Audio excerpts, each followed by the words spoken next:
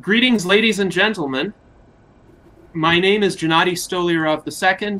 I am the chairman of the United States Transhumanist Party, and we are here for our second transhumanist presidential debate. Today, we have our three candidates who are competing in the forthcoming electronic primary: Rachel Haywire, Johannon Ben Zion, and Charles Holsopple. We had a quite in-depth and constructive exchange during our first virtual debate on July 6th. And this debate is going to be a bit different in its format, in the sense that the first debate focused on the general views of the candidates regarding their own campaigns, as well as the core ideals of the US Transhumanist Party, and some issues of general interest to transhumanists. In this debate, we are going to focus more on candidate specifics and on the backgrounds of the candidates, on certain issues and indeed certain controversies that have emerged during the course of this campaign season. Our intent is to have as much transparency as we can. And if there are certain questions that people have had, if there are certain concerns that people have had, this will be a good venue to address them, but to address them in a structured and civil format where we can discuss the substance of the issues while keeping the tone constructive. So with that, our first segment of the debate is going to be a campaign update from each candidate. Essentially, since the July 6th debate, they will provide an update regarding their subsequent campaign activities, discuss the unique features of their approach thus far in campaigning for the presidency of the United States, and make any general appeals that they would like to make to our membership. Now, that is going to be the easy part of the debate, and subsequently the challenging part will begin. But first, we will start with the easy part. 5 minutes to each candidate for a campaign update. Candidate Rachel Haywire, you were selected by our random number generator to go first, so you have the floor for 5 minutes. Hi, I'm really happy to be selected by randomness because, as you guys know, I love chaos. So my campaign has been a lot of fun. I've been doing a lot of outreach to people inside and outside of the Transhumanist Party, and I've been recruiting a lot of new members, everything from going on podcasts to growing my dissident media platform, Trigger Warning. I just released a new article on Trigger Warning called Fashion for the Faceless, an article about how to protect people from face detection systems that have dissenting political opinions. It's really important for us to be doing outreach to people from all backgrounds, whether it's political, class, subcultural, science, engineering, or artistic. It's important for us to grow our outreach beyond the Transhumanist Party, but at the same time to keep the Transhumanist Party active. So I've been going to nightclubs, I've been going to the Church of Perpetual Life, I've been very active in the Transhumanist Party Facebook group, I've been interviewing people from all over the political spectrum, and a new album of mine just released. It's called Alternative Technology, and it has very heavily based transhumanist themes. I also was just on a podcast called The Stark Truth. The Stark Truth is a transhumanist kind of vaporwave, kind of alternative culture podcast that a friend of mine named Robert produces, and we talked about transhumanism and funding for the transgressive arts. We got into a lot of details about my campaign, and it was a lot of fun. That just happened 2 nights ago, and it should be released any day now.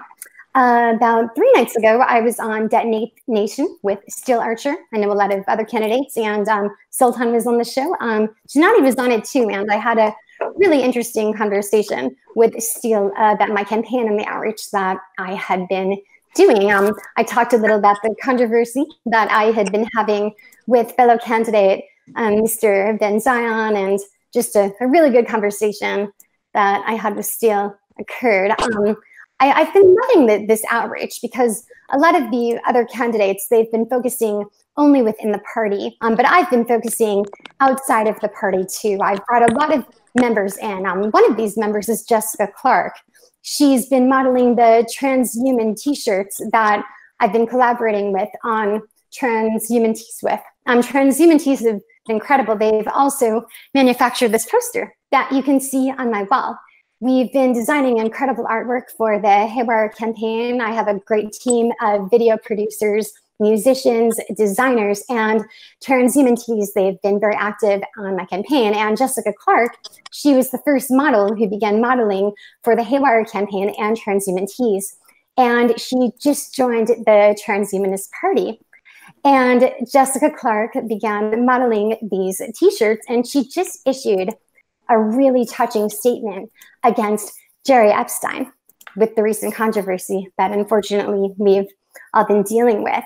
And people like Jessica, who I met through the occult scene, have now become members of the Transhumanist Party. And people like Jessica, they're very interested in transcendence, transcending human consciousness. They didn't necessarily know about transhumanism before, but they knew about transgression. Artists, musicians, filmmakers, they knew about transgression. They knew about culture. They knew about pushing the limits. Now they know about transhumanism, which is very, very connected to transgression, which is very, very connected to the transgressive arts, which, as you guys know, is a major part of my platform, which I was talking to Robert Stark about a couple nights ago, funding the transgressive arts. Now, why do we need funding the transgressive arts? So we can make transhumanism creative. So we can make culture about a higher state of human evolution. So we can make human evolution visionary. So we can make a visionary technology a beautiful world in which people's deepest, darkest fantasies can become a reality of virtual fantasy rather than a violent world in which people hurt each other. Imagine if instead of people getting into these violent alt-right versus Antifa street scuffles, they used their imaginations to create virtual worlds in which they expressed their hatred and their anger through simulations of their minds, through art, through music, through photography, and through film, through these new technologies, through funding the transgressive arts, through public education on transhumanism, and through universal basic income, $2,000 a month, reallocating funds, taking nonviolent drug offenders and sex workers out of prison, drastically cutting down on military spending, drastically cutting down on the surveillance state, the NSA, more like the NS, no way. We don't need that. What we need is for our people, our citizens of our great nation to receive a universal basic income. We need to double Andrew Yang's proposal of 1,000, which, while it's a great idea, is not enough to live on.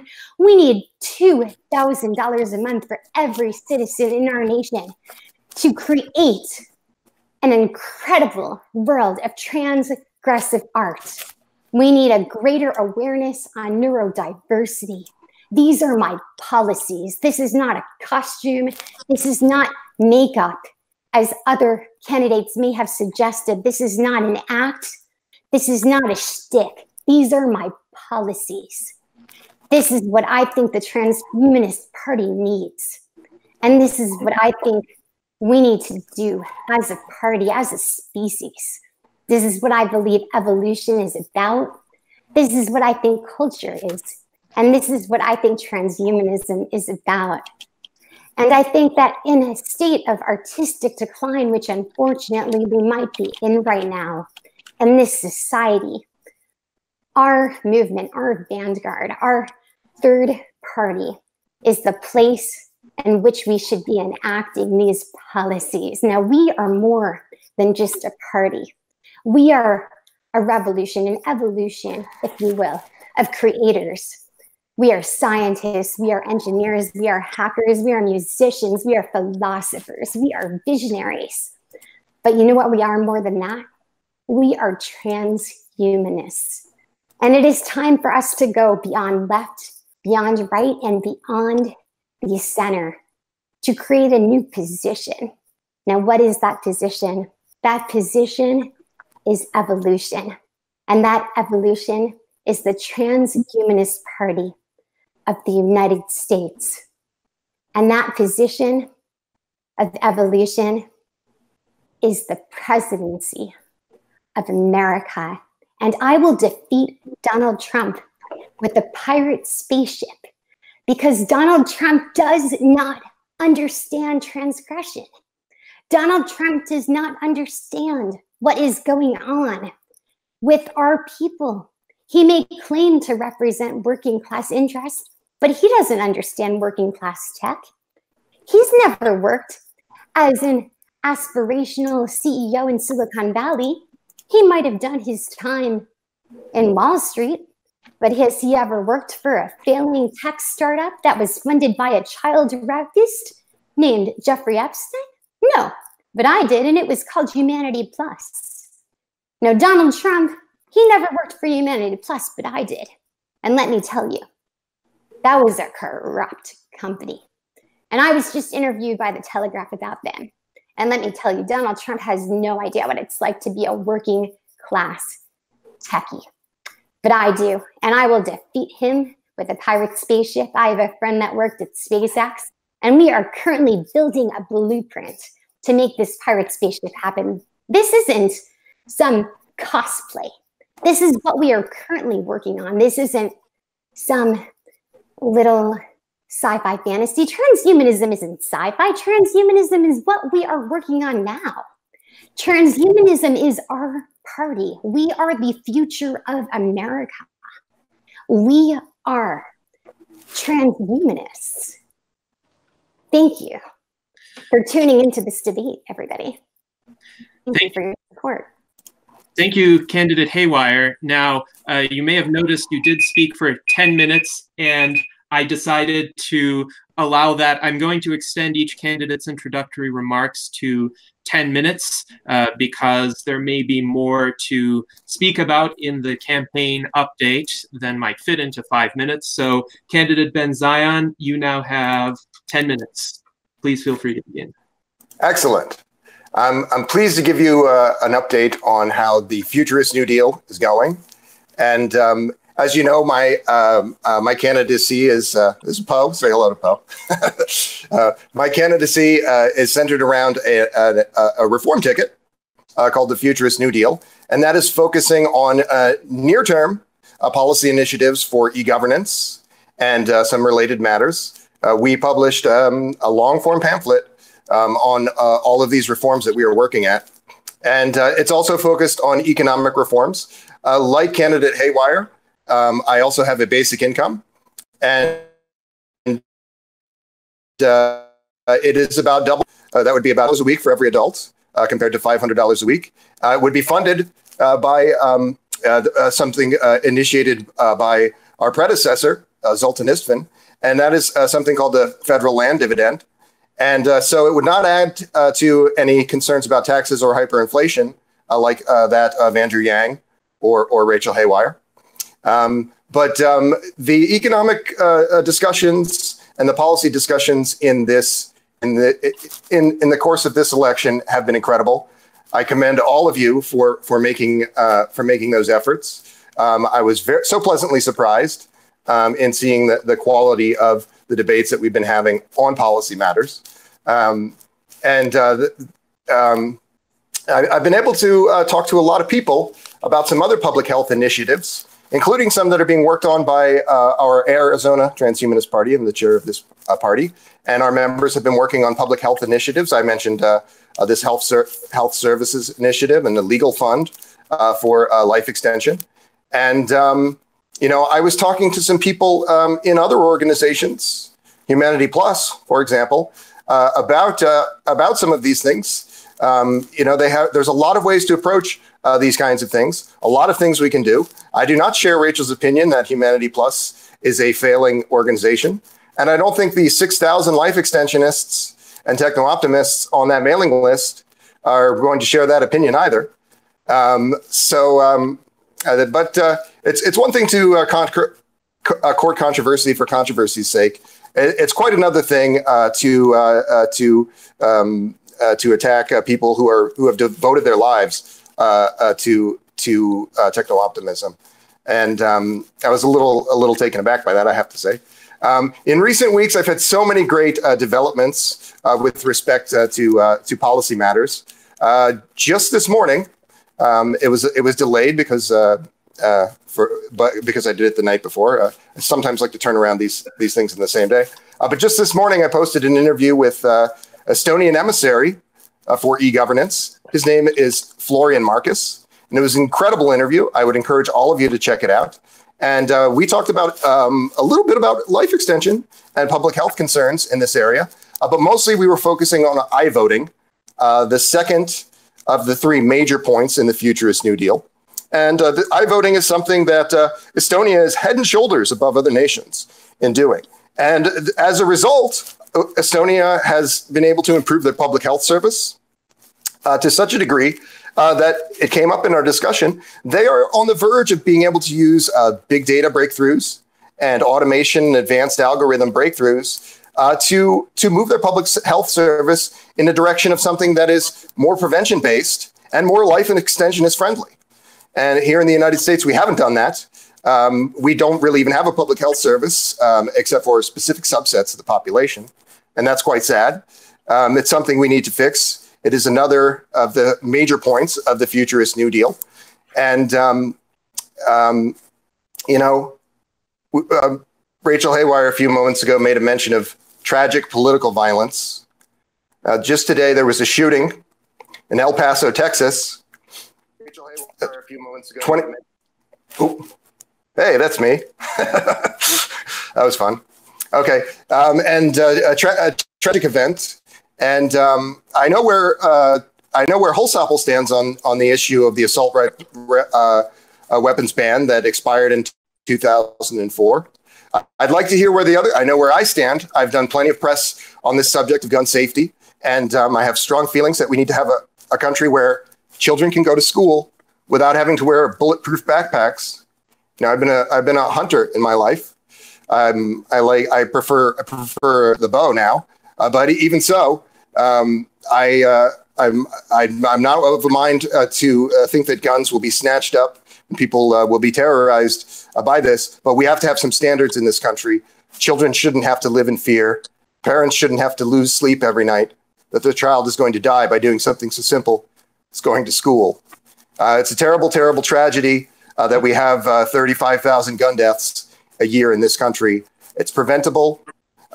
Most every other nation has something closer to slim to nil gun deaths in the developed world. And we need to be doing better on that. We mentioned a controversy that's been lighting up the internet.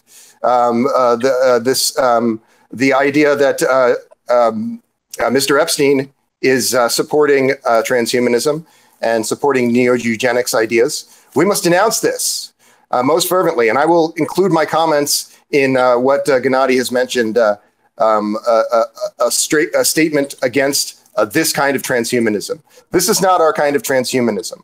Our kind of transhumanism is getting radical life extension and human development initiatives to all the people who would accept them, just basically everyone. Everyone is effectively one of these de facto life extensionists, I do believe. There's a few isolated communities of people who might prefer to avoid emerging biomedicine as it becomes available. But that's a very small number of people. And that is what transhumanism is about. We have to be better than that. We also have to always be promoting these ideas of life extension, even in the face of these controversies, even in the face of these hellish behaviors. This is something that I agree with very strongly with Rachel Haywire, that decriminalization of sex work will make it so much easier to stop white slavery, sexual slavery. And that is something that we can be doing now with her platform or with the Futurist New Deal. Other kinds of decriminalization are things that we must do. Those things will lead to decreases in violence as well. And so this is absolutely where we are and what we need to be doing. I mentioned Florian Marcus. I spoke to another prominent radical life extension advocate today on the telephone in a pre-interview. The two previous interviews that I did in the day before and hours before the Florian Marcus interview were also with prominent radical life extensionists. That's how it's going to be. I've been doing about 20 interviews a week with people like this to promote this organization and to promote the Futurist New Deal. And through November 2020, that's how it's going to be. And there's a certain momentum to that. And it's something that I hope that you can all recognize and support and consider the Futurist New Deal. We need to be doing better by the people in this country with these economic reforms, with making governance something that is more user-friendly. There's no public will to be doing this in the United States in the way that there is in Estonia. And it's quite incredible what this small country, which was on the verge of economic collapse just a few decades ago, which was a Soviet satellite state, a lot of difficulties there in that transition. And what they chose to do was not allow lobbyists to take absolute control of their government, as is very much the case in the United States, but rather to starting in the early 1990s and beginning in a very real way in 2005, to allow emerging technology to become a central feature of how citizens interact with the state. And as a result, the reports in this country of people's trust of one another, of people's trust of the government, are much higher than the United States. Voter partition rates also about double what they are in the United States in the average election. And this is because these people had the political will to stand up for something as simple as digital democracy, which should be the standard in every single nation. So I ask you to support digital democracy and the Futurist New Deal, and support this very lively and very focused campaign for U.S. president. Thank you. Thank you, candidate Ben Zion, for your introductory remarks. Now we will move to candidate Charles Holsopple. Please provide us a 10-minute update on your campaign since the most recent debate. Okay, thank you. Well, primarily what I've been doing is through social media, word of mouth, really any way that I talk to people, phone solicitors. If I have their attention, I try to get it immediately, something that provokes their thoughts and their feelings and get some feedback from it. And I try to present them with a big idea.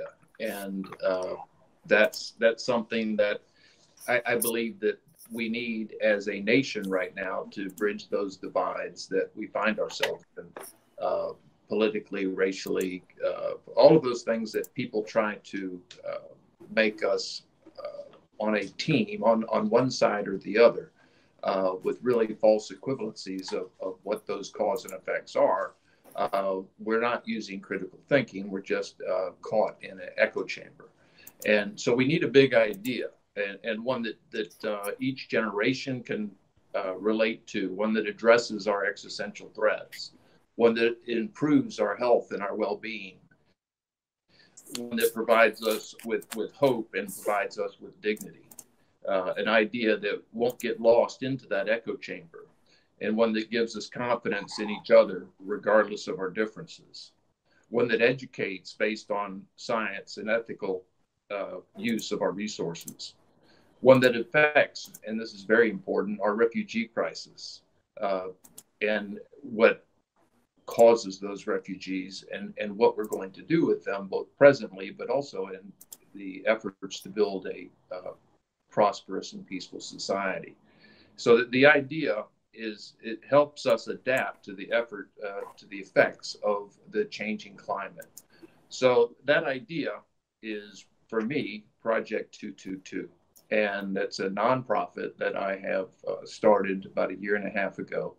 And that's what really got me into the Transhumanist Party, not directly, but the project was sponsored by the Institute for Education, Research, and Scholarships out in California, founded by Newton Lee, a transhumanist and, in fact, author of the Transhumanist Handbook. And after working with Newton for about 1 year, a little over, he had the idea that I should present myself as a potential candidate for the Transhumanist Party. And the reason he did that is because when you overlay the core values of the Transhumanist Party and that of Project 222 and actually the Institute for Education, Research, and Scholarships, when you overlay those values, they are not, there are no discrepancies. It doesn't contradict each other.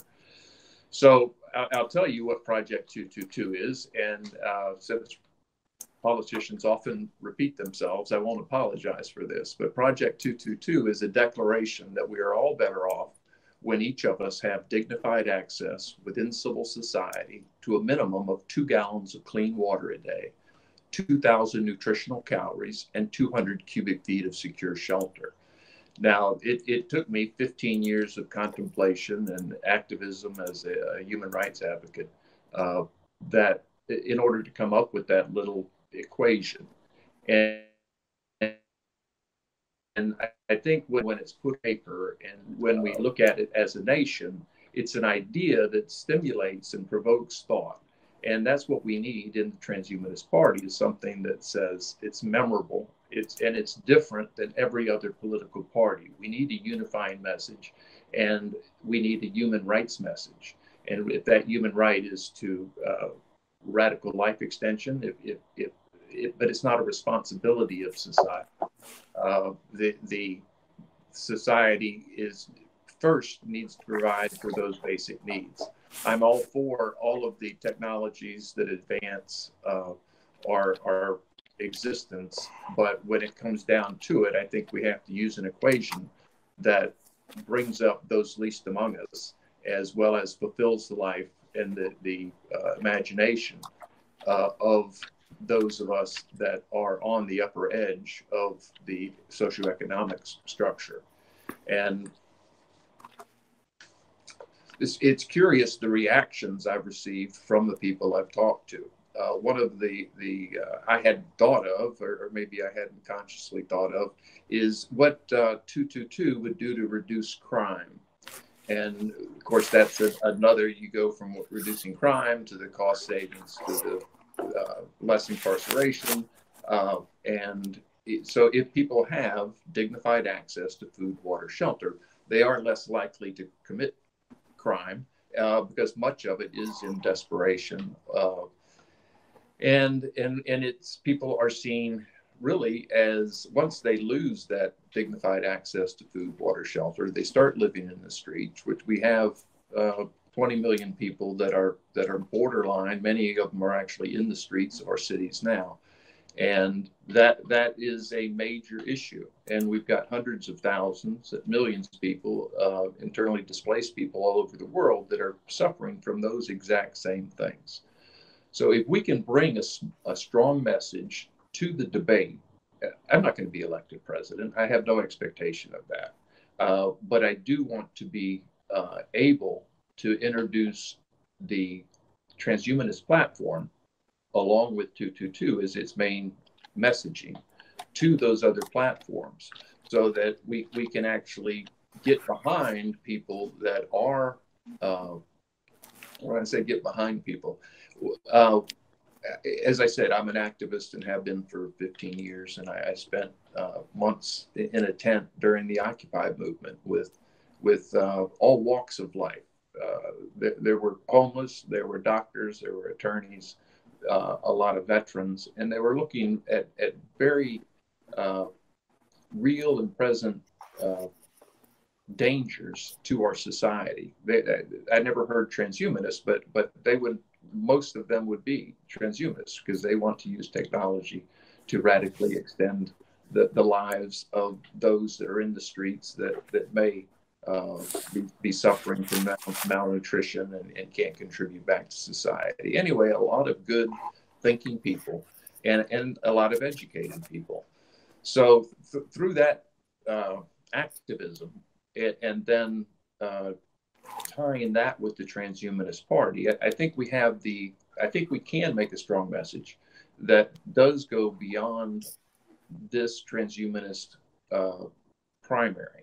And one of the ideas I had is, when we go to rallies, if we can get our message out, and if we can talk to those people like I've talked to in the street that say, yes, it seems reasonable and it seems feasible that we as a society can do that we have the technology and we have the resources, that if that was a mission, that we could provide food, water, and shelter on those base minimums, at least, to the global population. Now, I'm not a scientist. Maybe that's not true, but if that's not true, we have to come to realize that.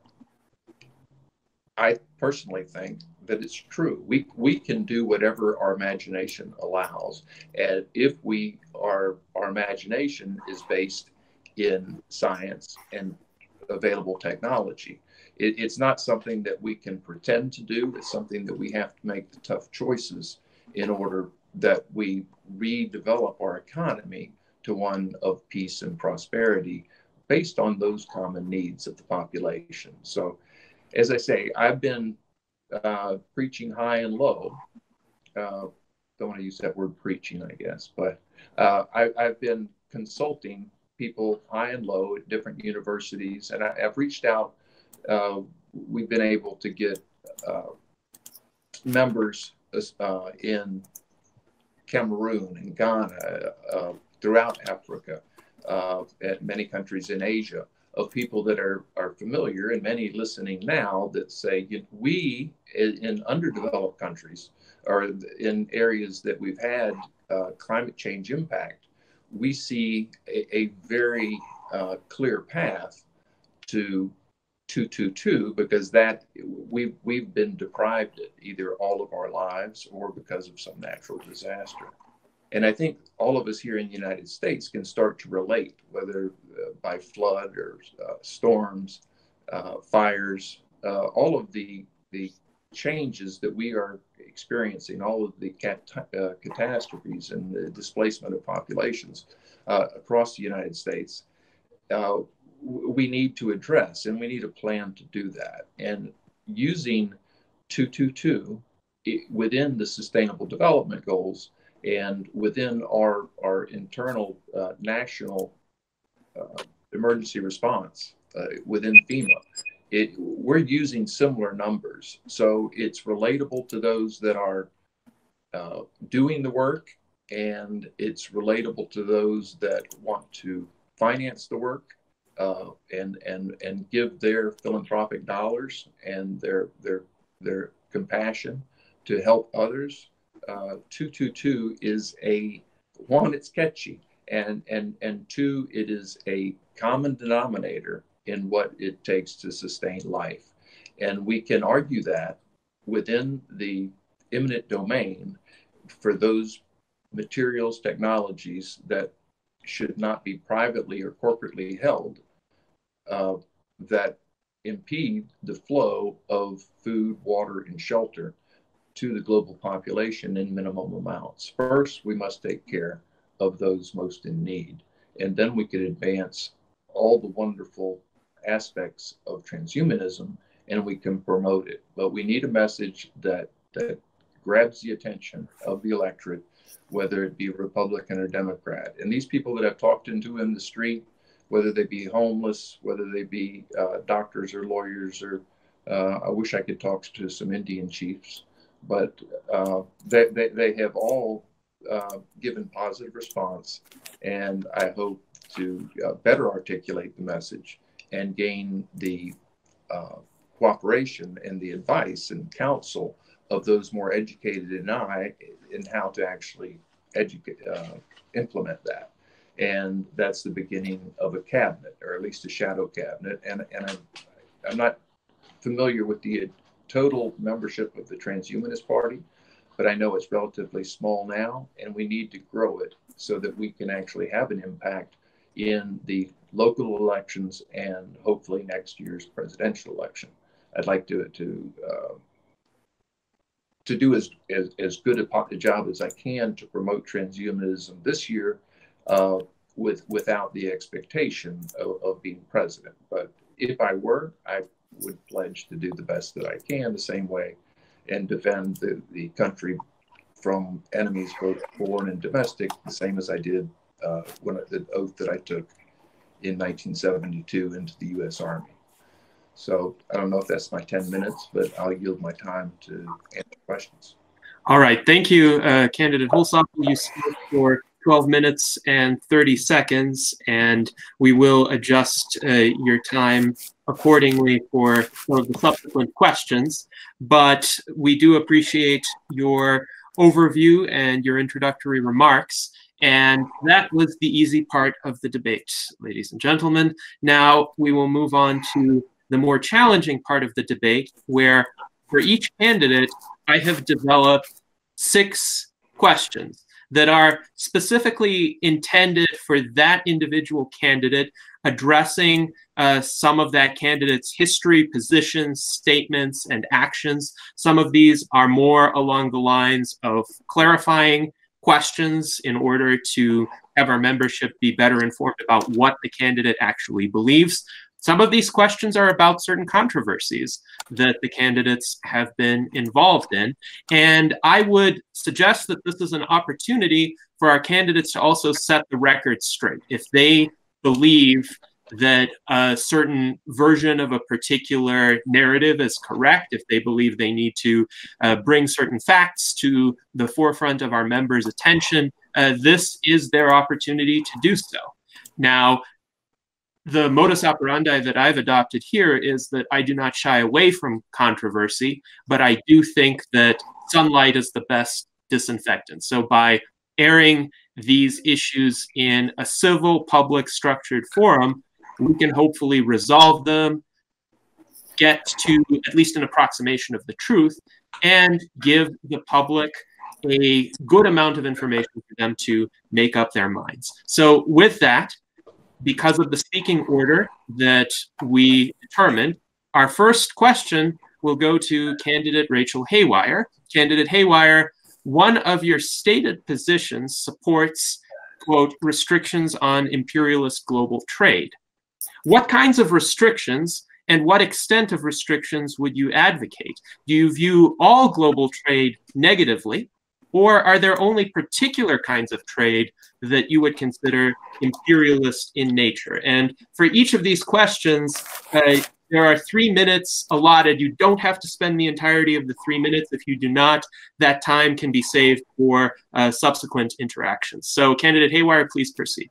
First and foremost, trade with China. There's way too much of it going on. They've taken our patents. They have a surveillance state that is absolutely horrific. We need to drastically cut down on trade with China. Just because they have cheap technological goods does not mean we should be doing business with them. There are plenty of other countries that are manufacturing efficient technology that we could be trading with instead. Not to mention that there are plenty of American tech workers that are manufacturing technology right here on our own soil. We need to be closing the trade to China loop drastically. I think that we should be doing trading here at home as much as we possibly can. So while I wouldn't cut down on all imperialistic trade, I would like to cut down on most of it. most global trade is imperialistic in nature because we are doing it by force. We are conquering other countries and their resources and using this kind of American globalistic attitude in order to use other resources in the name of humanism and progress. But we're really doing is hurting working class Americans and their employment opportunities, their jobs, their liberty on our own soil in the name of humanism. It's a very and a lot of progressives and liberals in America fall for it, or they're afraid of going against the politically correct narrative because they don't want to be seen as racist.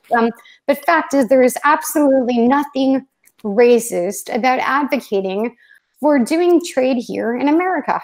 There is nothing racist or homophobic or Nazi, and for the record, I'm Jewish, so if you call me Nazi, you're absolutely insane. There is nothing racist or Nazi about advocating to do trade here in America.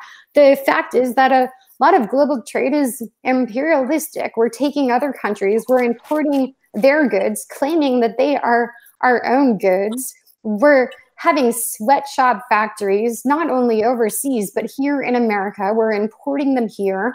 We're paying them $2 an hour to manufacture cheap goods, selling them to high-end tech companies, and then putting our American flag over their cheap goods in the name of progress. This is absolutely corrupt and imperialistic. I think that we need to restrict it.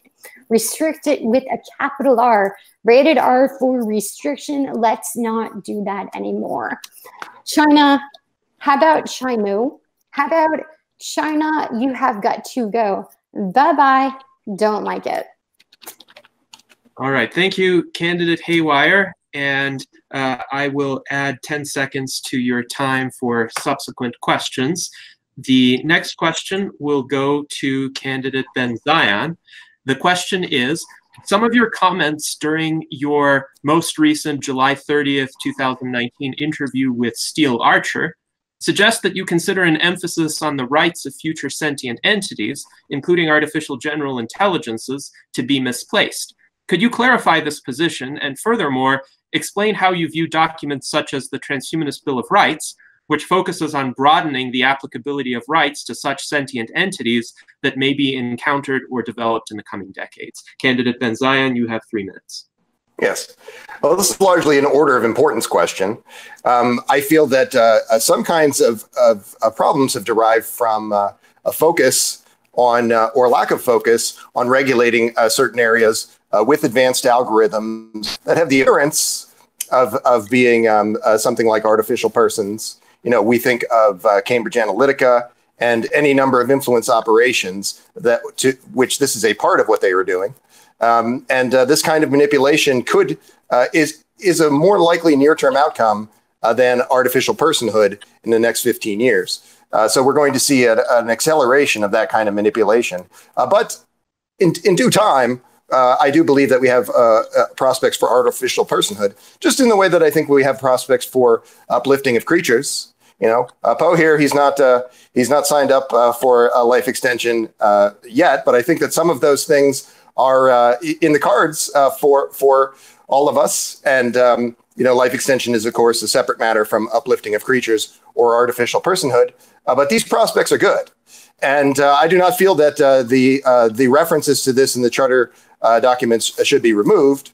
And I've said as much in other interviews as well, only just in the way that maybe candidate Holsopple a few moments ago made mention of radical life extension being an important goal, but humane economic policies and similar approaches to ending human misery being higher on the list. And I think that we'll see some concerns along those lines with advanced algorithms, where Google or far more unscrupulous servers than Google can host many hundreds of millions of artificial personalities and absolutely glut the market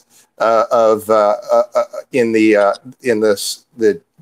marketplace of ideas with their own corporatist agenda. That's something that we have to watch out for. That's not 40 years away. That's going on now, and it's going to continue in larger and larger number as we're as we move on. So we need to be thinking about that. I think that's a higher policy concern. But no, I wouldn't change that language. All right. Thank you, candidate Ben Zion. And we are going to add 40 seconds to your time for subsequent questions. Now, we are going to move on to candidate Holsopple. You noted both during this debate and during the previous debate, as well as in a subsequent interview with Steele Archer, that you are a relative newcomer to transhumanism and the Transhumanist Party, having been introduced to them by Newton Lee within the most recent year.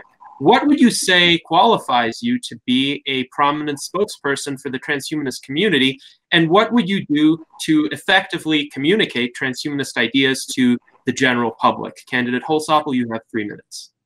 Yeah, that's a good question. Well, when I say I've been active in the Transhumanist Party and really just aware of the Transhumanist Party, I've lived my life in many ways right in line with the transhumanist core ideals. And so when I did see the Transhumanist Party and said, okay, well, let's face it, 1 out of 10,000 know about the Transhumanist Party or something in those numbers. So we have a huge gap to fill in. Who knows they're a transhumanist, the same as I found out that the transhumanism is very much in line with my ideals. And I think that's evidenced by the fact that I am the author of Project 222, and that fits together. So I'm going to leave it to the viewer and to the people that are going to hear about the Transhumanist Party and going to hear about 222, whether I'm going to be a good leader or not. But what I did say is that I want 222 to go beyond. And what's happened just from this exercise is that anybody that looks at this election campaign will understand 222 a little bit better and decide whether or not that's something that they agree with, and at the same time, whether they agree with the core values of the Transhumanist Party. And I think we'll get some good results from that and grow the party. I know our goal is 10,000, as you have stated, that we can reach some form of just getting over the edge and then hopefully go exponential from there to make a difference in the political conversation and the scientific conversation and really the global conversation on what's important and what we need to do and how we need to do it. And I'm going to rely on the transhumanists, whether they be a registered transhumanist or just a unknown transhumanist that they just haven't heard the word yet. And I'll do what I can to spread the word. All right. Thank you, candidate Holsopple. We are going to add 45 seconds to your time for subsequent questions. And now we return to candidate Haywire for your next question. You currently have an active GoFundMe campaign entitled Exposing Corruption in Silicon Valley. In fact, you just posted an update about that yesterday to your Facebook profile.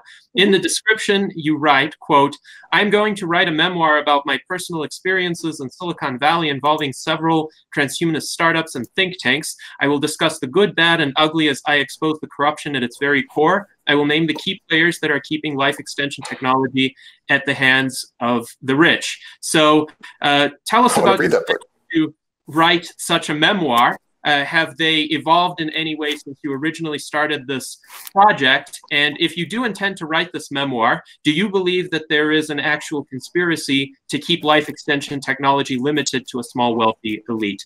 Candidate Haywire, you may begin. Yes, it's actually not a conspiracy because it's out in the open now. I mean, a lot of people have come to me and they've told me that they have been denied cryopreservations by Max Moore, the CEO of Alcor. So this is out in the open. It's not a conspiracy. They were told that they didn't have enough money, so they couldn't get cryopreservation. I advocate for legal protections for cryonics patients. It's part of my platform. The book, it's going to be entertaining. You know, it's going to talk about a lot of my experiences in Silicon Valley as a working class founder and an artist. I do plan to name people involved. One of those organizations is Humanity Plus, who was just revealed to be taking over $100,000 from Jerry Epstein, the child rapist. I recall Ben Zion was just talking about how he was talking to them and working with them. About 20 minutes ago, he was saying that he'd been communicating with them. Now, I don't know if I would be communicating with an organization that was taking over $100,000 from a child rapist. That's just me. But yeah, the GoFundMe, it's not huge right now, but I've raised over $500 for it. I've gotten a good agent to help me get the book out there. I've written 4 chapters for it. I've been doing a lot of investigative research. People on the inside have been coming to me and telling me their stories. And I think it's going to be really entertaining to a lot of people, and it's going to reveal a lot of information. I think it's time for we the people to take transhumanism back into our own hands and to create a better transhumanism, to make life extension accessible to everybody, regardless of their economic status. And I think that as people begin to become aware of these stories of corruption, that transhumanism is going to become more accessible, that it's not going to be in the hands of a few wealthy people. It's not a conspiracy. I mean, this is known. I've talked about it. I was on a show called The Rundown Live, in which I discussed these things. I outed Humanity Plus before they made the news, before everybody was talking about this child rapist. I had outed the organization. So yeah, but there's no conspiracy. It's just what actually happened. This is public knowledge, and I'm happy to talk about it. But the book, it's not just about that. I'm also going to talk about a lot of the parties that I went to. I'm going to talk about the rationalist community, cryptocurrency. I'm going to talk about a lot of the more interesting things that happened, a lot of the friends that I made, a lot of the ideas about AI. I think it's going to be an entertaining book, and I hope that you all read it. I think you guys are going to have a good time reading my book. Thank you, candidate Haywire, and you did speak for exactly 3 minutes. So now we will proceed to candidate Ben Zion. Now, candidate Ben Zion, you have many posts on your social media profiles which are highly critical or derisive of Donald Trump. Do you consider the Trump administration to be opposed or antithetical to the goals of transhumanism, or does it have some areas of compatibility? Moreover, do you perceive any equivalent threat or concern arising from some hard party line Democrats who wish to defeat Trump at all costs and have fallen into the mentality that anyone who does not vote capital D Democratic is an enemy? Candidate Ben Zion, you have 3 minutes. Yeah, no, that brings to mind a sort of Russiagate red herring. A lot of concerns there, but people are using it as a partisan talking point. No, I don't imagine that Donald Trump is an enemy of transhumanists. I think he's an enemy of humane domestic economic policy and pro-worker initiatives and a sound business policy on the world stage. Rachel Haywire mentioned ending trade with China, escalating this trade war. 150,000 people have lost jobs just due to steel tariffs imposed by Donald Trump alone.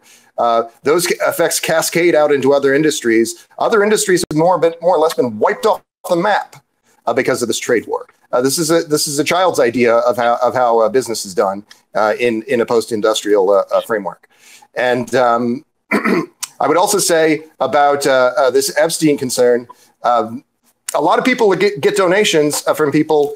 That doesn't mean that they know who they were from. It doesn't mean there's a lot of weirdness going on here. It reminds me of kind of a right of return discussions on people on the hard right as it relates to some senator or congressman who could claim Israeli citizenship. Those guys didn't actually do that. Those guys are just making a red herring up. And I think that's what's going on here with Humanity Plus. And also, you seriously attacking Humanity Plus? That's 80% of our base right there. That's a 6,000 people mailing list. You're going to just attack them because of something that's going to be in the news cycle for another 72 hours? I don't understand that at all. But yes, Donald Trump is not uniformly a boogeyman. He's done some things. You know, I was talking to a gentleman today in a pre-interview, and we talked about right to try legislation. We need things well beyond this. We need right to try legislation that this administration has forwarded for everyone in the interest of radical life extension. That is my main campaign goal, and all of the Futurist New Deal initiatives are structured around moving us into a society that can achieve that goal. I'll defer the remainder of my time. Yes, thank you, candidate Ben Zion. You have gained another 40 seconds, and now we will move to candidate Holsopple. You already described the main emphasis of Project 222 and its pursuit of giving access to everyone to a minimum of 2 gallons of fresh water, 2,000 nutritional calories, and 200 cubic feet of secure shelter. However, most of the residents of the United States already have access to these basic necessities, as well as many goods and amenities beyond those necessities. And these are the people who comprise the vast majority of the voting population as well.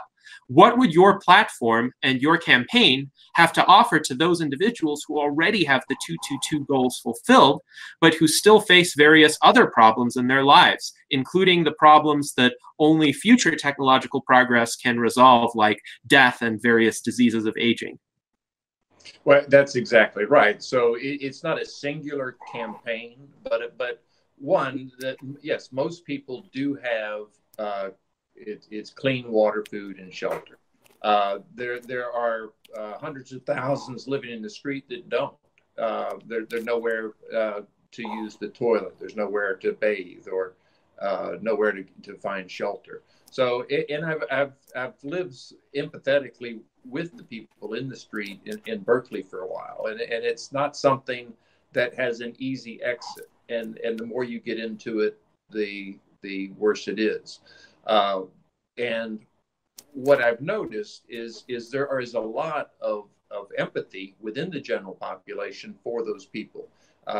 They recognize that with the stroke of bad luck, that they could be in that street. So they want securities. So it's not just bringing aid to those that are currently in need of it. It's implementing different systems that can be developed to create a redundancy that ensures the security of the population, both with and without those elements at this point.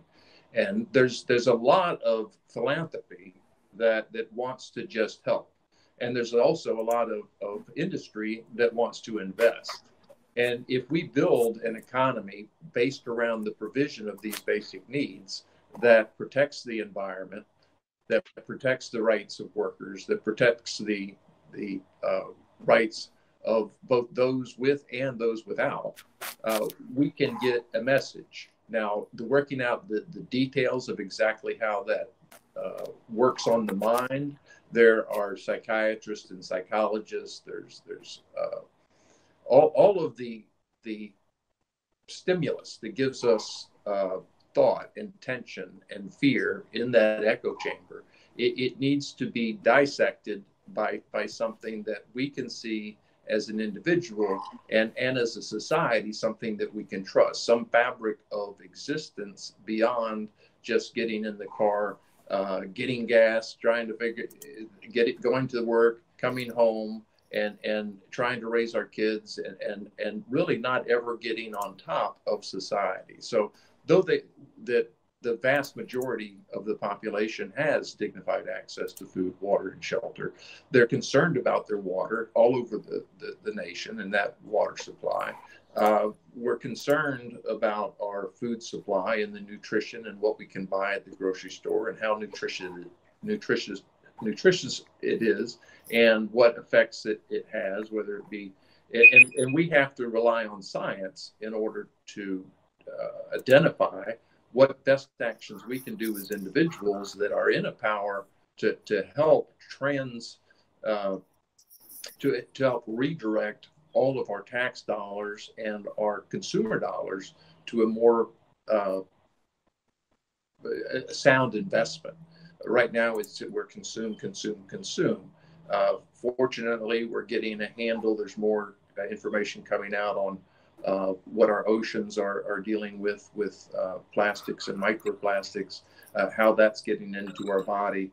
So the idea of clean water, just as Rachel's taking us right now, we need to know where that came from and how it affects our body, and to use science and our technology to do that.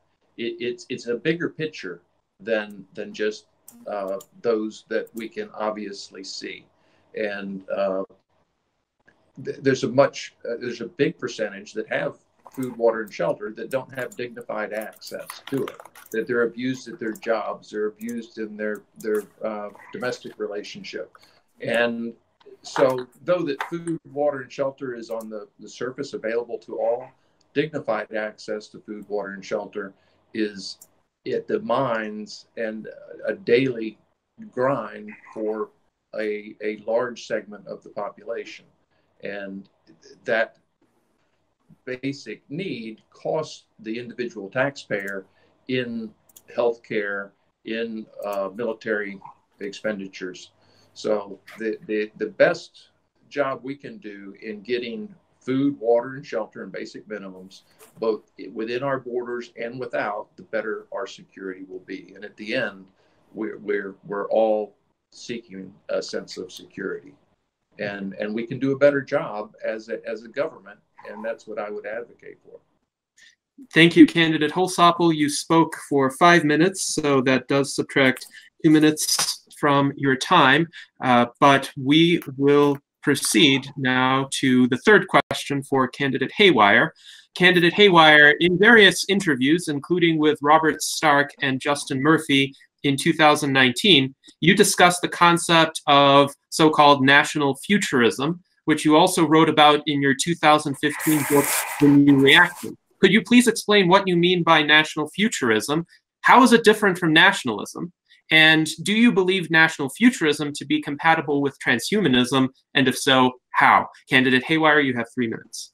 National futurism is the next step of transhumanism. It is a DIY nationalism in which we can create occult imperiums of our mind through technology. National futurism is nationalism without the statist materialism. It is a higher level of occult technology. You know, frankly, I'm bored with all this respectability in the Transhumanist Party, all of this curtailing to the mainstream. You know what? People think that we're all a bunch of fringe lunatics. It doesn't matter if we're Boris Zion or Charles Popsicle or Gennady, what's your last name again? People think that we're all crazy, okay? People think that we're all a bunch of fringe lunatics. I mean, I'm Rachel Haywire. So why don't we stop being concerned with respectability and focus on what matters? The new art right. Rachel Haywire, national futurism, culture. Yes, I wrote a book called The New Reaction, and it was later called The New Art Right. And I wrote a chapter called National Futurism. I did. I take nothing back. I apologize for nothing. I don't believe in the prestige economy. I believe in a higher stage of humanity. In fact, that's why I'm running for president, because we need to make politics entertaining again.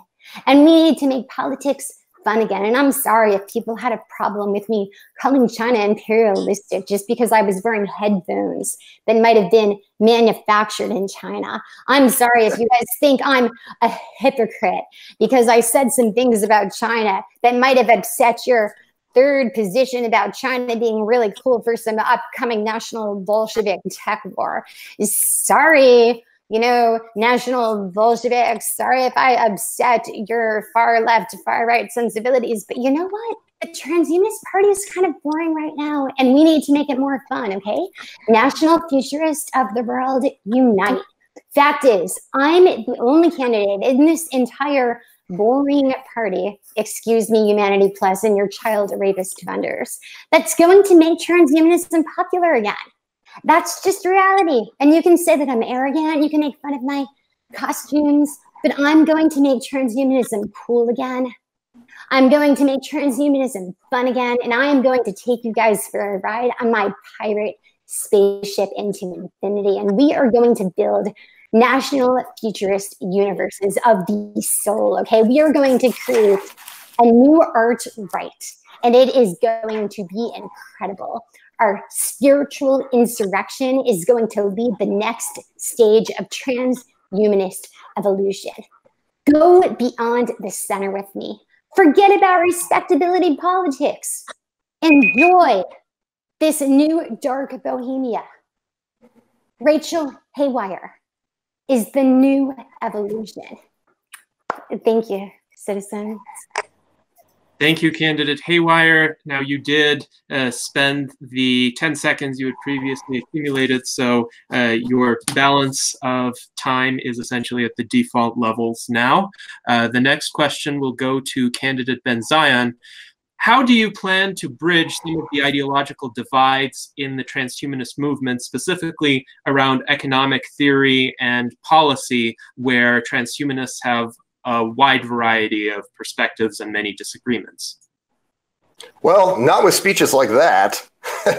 I could make a deep fake of Jim Jones's face over that, and I don't know that I could tell the difference.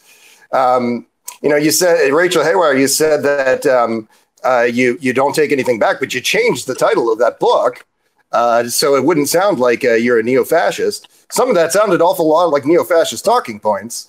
Yeah, there is a lot of diversity in this party, and we should respect that. The marketplace of ideas can support this level of discourse, and it's why you know, in crafting the Futurist New Deal, we opted to not be describing a marginal tax rate dramatically higher than that that exists. This whole program was created with this diversity in mind. So I don't think that this is as dangerous of a thing as you might suppose. I will also say that we have lost our true north in founder Zoltan Istvan, because he was such a staunch advocate for life extension.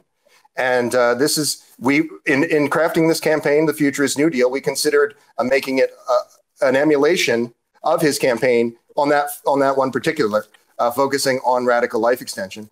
We opted not to do that in this way, but I cannot say enough how important this public health outcome is. And to candidate Holsopple, he mentioned that we have to focus on other matters before we can become a civilization that focuses on life extension.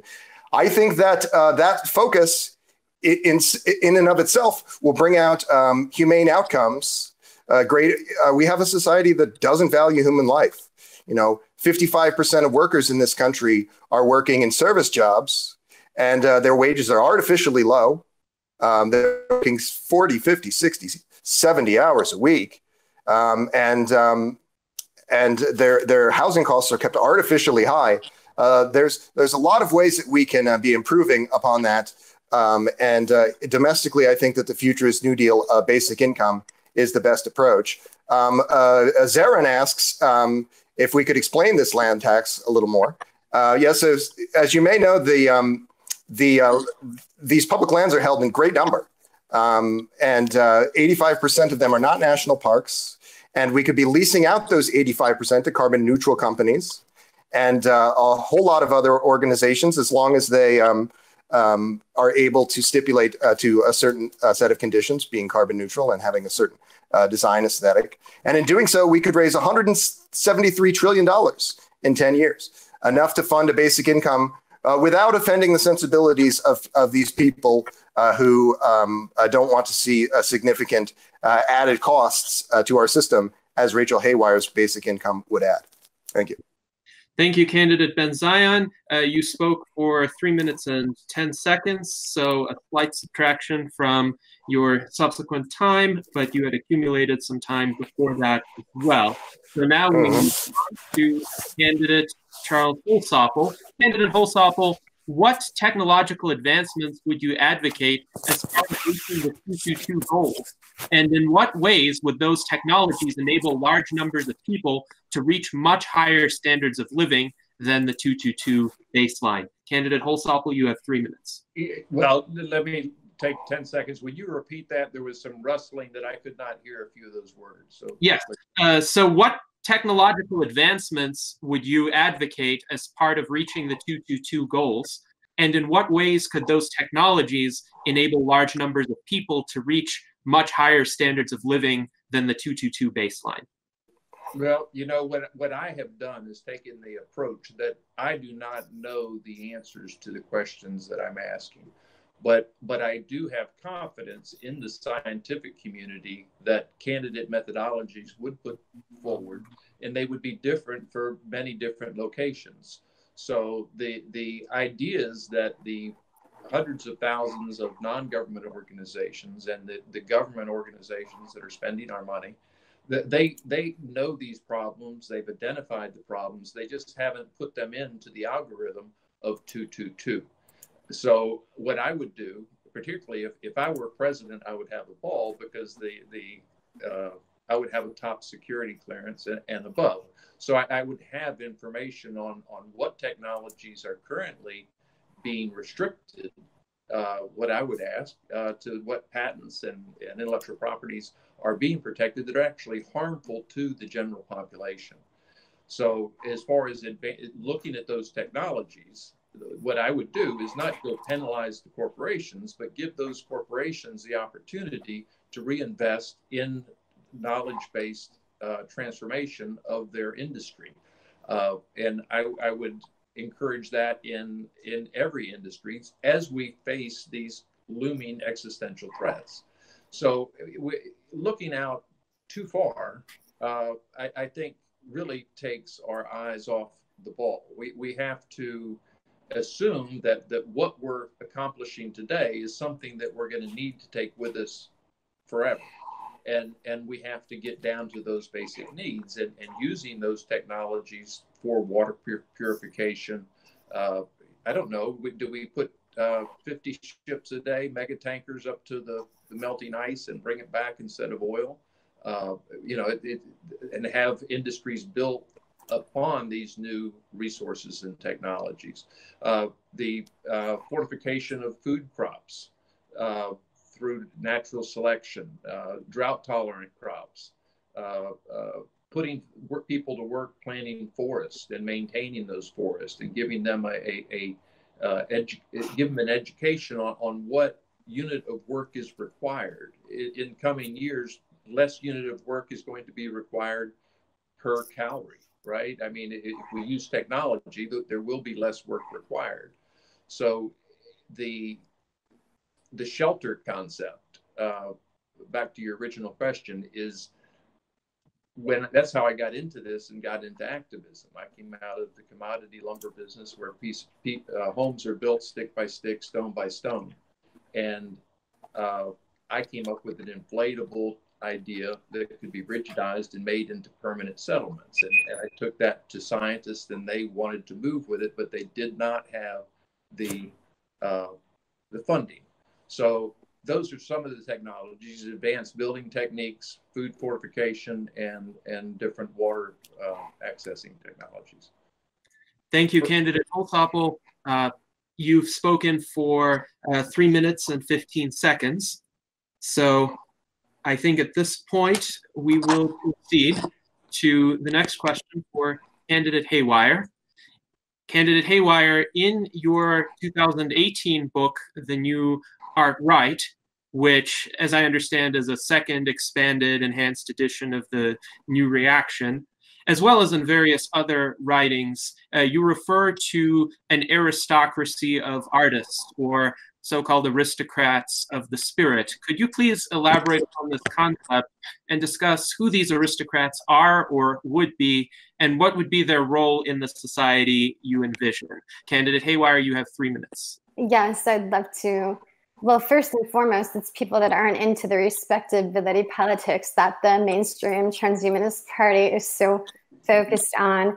Frankly, I'm disgusted by this appeal to prestige and respectability that has been going on in these debates. I mean, like I said before, we're all seen as a bunch of lunatics, so stop trying so hard to be respectable. People think we're crazy. Anyway, what are these aristocrats of the spirit that people like me and philosophers like Evola have been talking about? We're the new art right. We are beyond class. We are a new class of artists. We are not lower class, working class, middle class, upper class. We are a higher class of artists that transcend the notion of economic class. We are a higher class of the mind, a higher state of consciousness. We belong to a new spiritual vanguard. This spiritual vanguard is in line with transhumanism.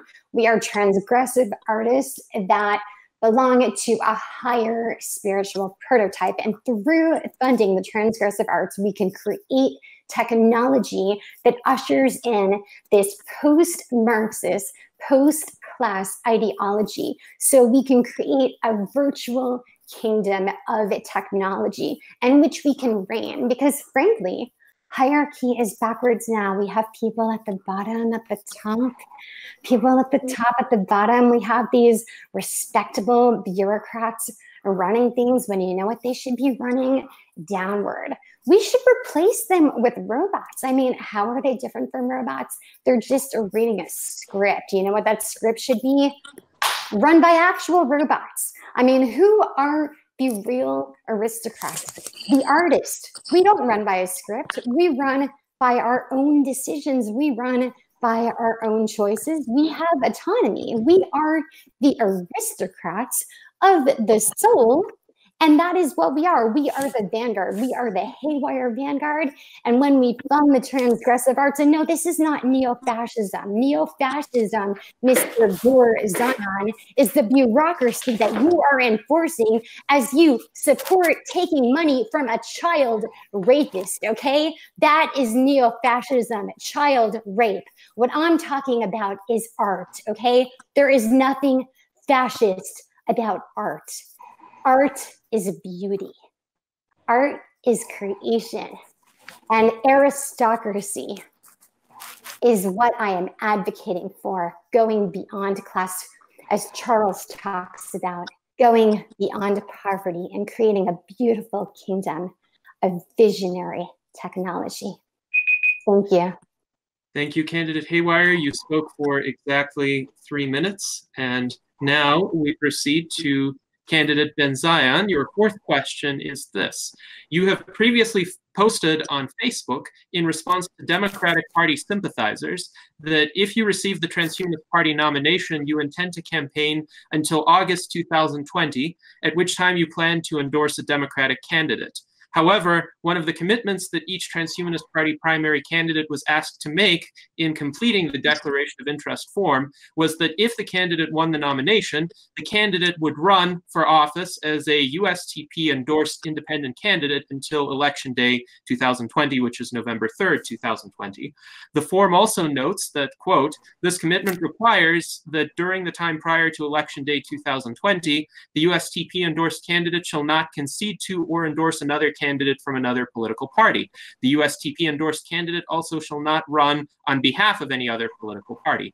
In light of this, have you reconsidered your outlook regarding the endorsement of a Democratic candidate prior to Election Day 2020? Candidate Ben Zion, you have 3 minutes. Well, Rachel Haywire and I have both endorsed Andrew Yang in a variety of ways.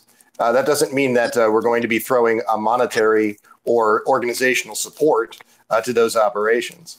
So no, that endorsement that you alluded to is nothing of the kind that you described. We have a responsibility to grow this organization, and we've all been working to those ends. There's honestly, I think that attacking Humanity Plus is a big strategic error. Whatever you may think about that organization today, they're not going anywhere. That's a huge mailing list. It's, you know, half of the people who are going to vote in this election are on that mailing list. I'm never going to endorse somebody like Epstein. It's a good thing that such people are in jail. It's a good thing that sexual slavery and the maltreatment of children is being discussed more as a result of this. we cannot have an overclass who is immune from prosecution as we do today in the oligarchy states of America. And this is a discussion that's being advanced very much by this. Somebody donating money to you. I mean, how many donors do you have, Rachel? Are you vetting them all before they send you money? That's not a realistic prospect. Am I allowed to answer that, or? Candidate I defer the remainder of my time. Thank you. Very, very well. So candidate Haywire, candidate Ben Zion just gave you 1 minute and 20 seconds to answer that. Sure. I have a fair amount of donors. I'm not going to be answering that question right now because that's a personal issue. And I would like to say that I have a lot more donors than he does because I have a Haywire. Well, let's just jack the conversation because you don't want to answer the question. And he does not have his own website up because he doesn't have anything up except for a bunch of crappy videos. We have a number of websites up. Nobody has watched your videos. I have a haywire2020.com website. You have a bunch of videos up that nobody has watched. And also, I would like to say that I would like to vote for your dog, but I would not like to vote for you because you are boring. B-O-R-I-N-G. All right. You boring, bitch. You boring. Okay. All right. Let's go. Let's just have a lot of schizophrenic talk for the rest of the time. Why not? All right. Boring. That is enough for this segment. We will now proceed to candidate Holsopple. Candidate Holsopple, the next question for you is this. You have stated that you think that the life extension goals will most likely be reached based on their current funding, whereas the 222 goals require more active effort. However, many prominent scientists pursuing life extension goals, such as Bill Andrews and Aubrey de Grey, have frequently emphasized that lack of funding is their primary limitation to the rate of progress in their field. If you are nominated by the Transhumanist Party, what measures would you advocate to remedy this lack of funding situation? Well, I would put priority on life. And those lives that are around today, and the ones that are coming, that is just going to be a natural course. We're going to continue to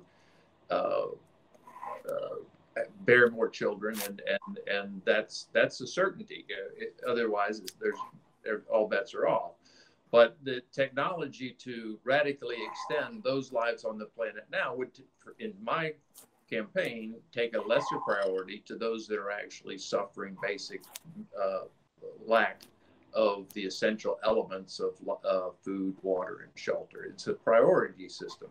It's not that I would defund the technological advancements that are possible and seem reasonable and feasible that deserve funding, because it can help all of the people that are alive today. The one technology and one discovery doesn't just impact the reason for the scientist that is trying to solve a particular problem. Often it goes throughout the economy and is to the benefit of all. So I recognize that, but my first priority is the basic dignified access to food, water, and shelter to all the people.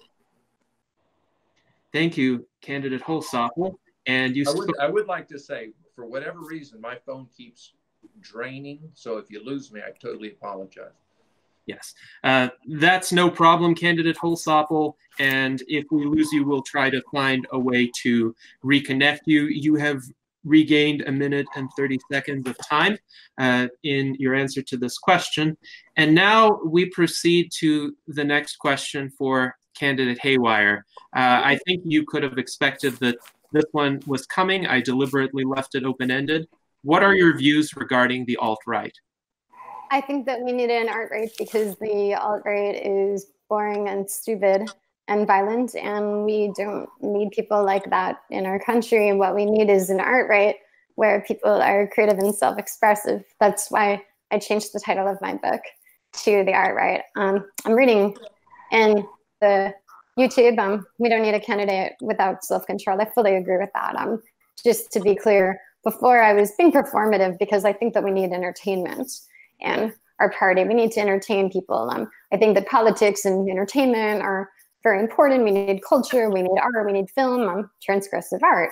Self-control is very important. The alt-right has no self-control. Now, the art-right, we can control it by having funding. The art-right is something that we need to work to optimize through creating an alternative to the alt-right, through self-expression, through creativity. We can work to channel the dissent of the angry working class to build an alternative to the alt-right in which self-expression is not harmful. And I'm very big on this. As somebody who was attacked for being Jewish from people on the alt-right, they attacked my website, trigger warning, when I founded it 5 years ago. It was very, very horrific for me.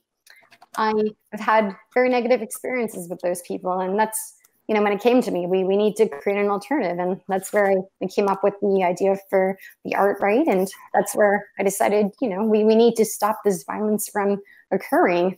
So transgressive art funding is very important to me. UBI, I'm very big on public education, on transhumanism. I personally had people come to me, they said, Rachel, I used to be a neo-Nazi. I'm not making this up. I can even produce blogs.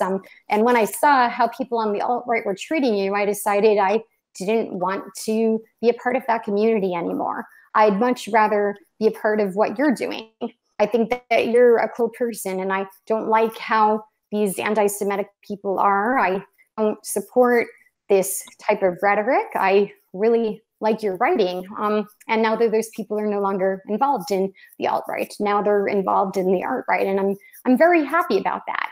I have no problem with people getting away from the alt-right and becoming a part of the art-right. In fact, I love to see that kind of thing happen, and I encourage everybody that's watching this that has people that they know that might be involved in the alt-right to tell them to read my book, tell them to pick up a copy of the new art-right. If there is an alternative to the alt-right, you can be angry, you can be working class, you can be sick of what's going on with political correctness and not be a racist, anti-Semitic shitlord. Thank you, Candidate Haywire. You spoke for exactly 3 minutes. Now, Candidate Ben Zion, the next question goes to you. What is the Ben Zion Institute and what does it do?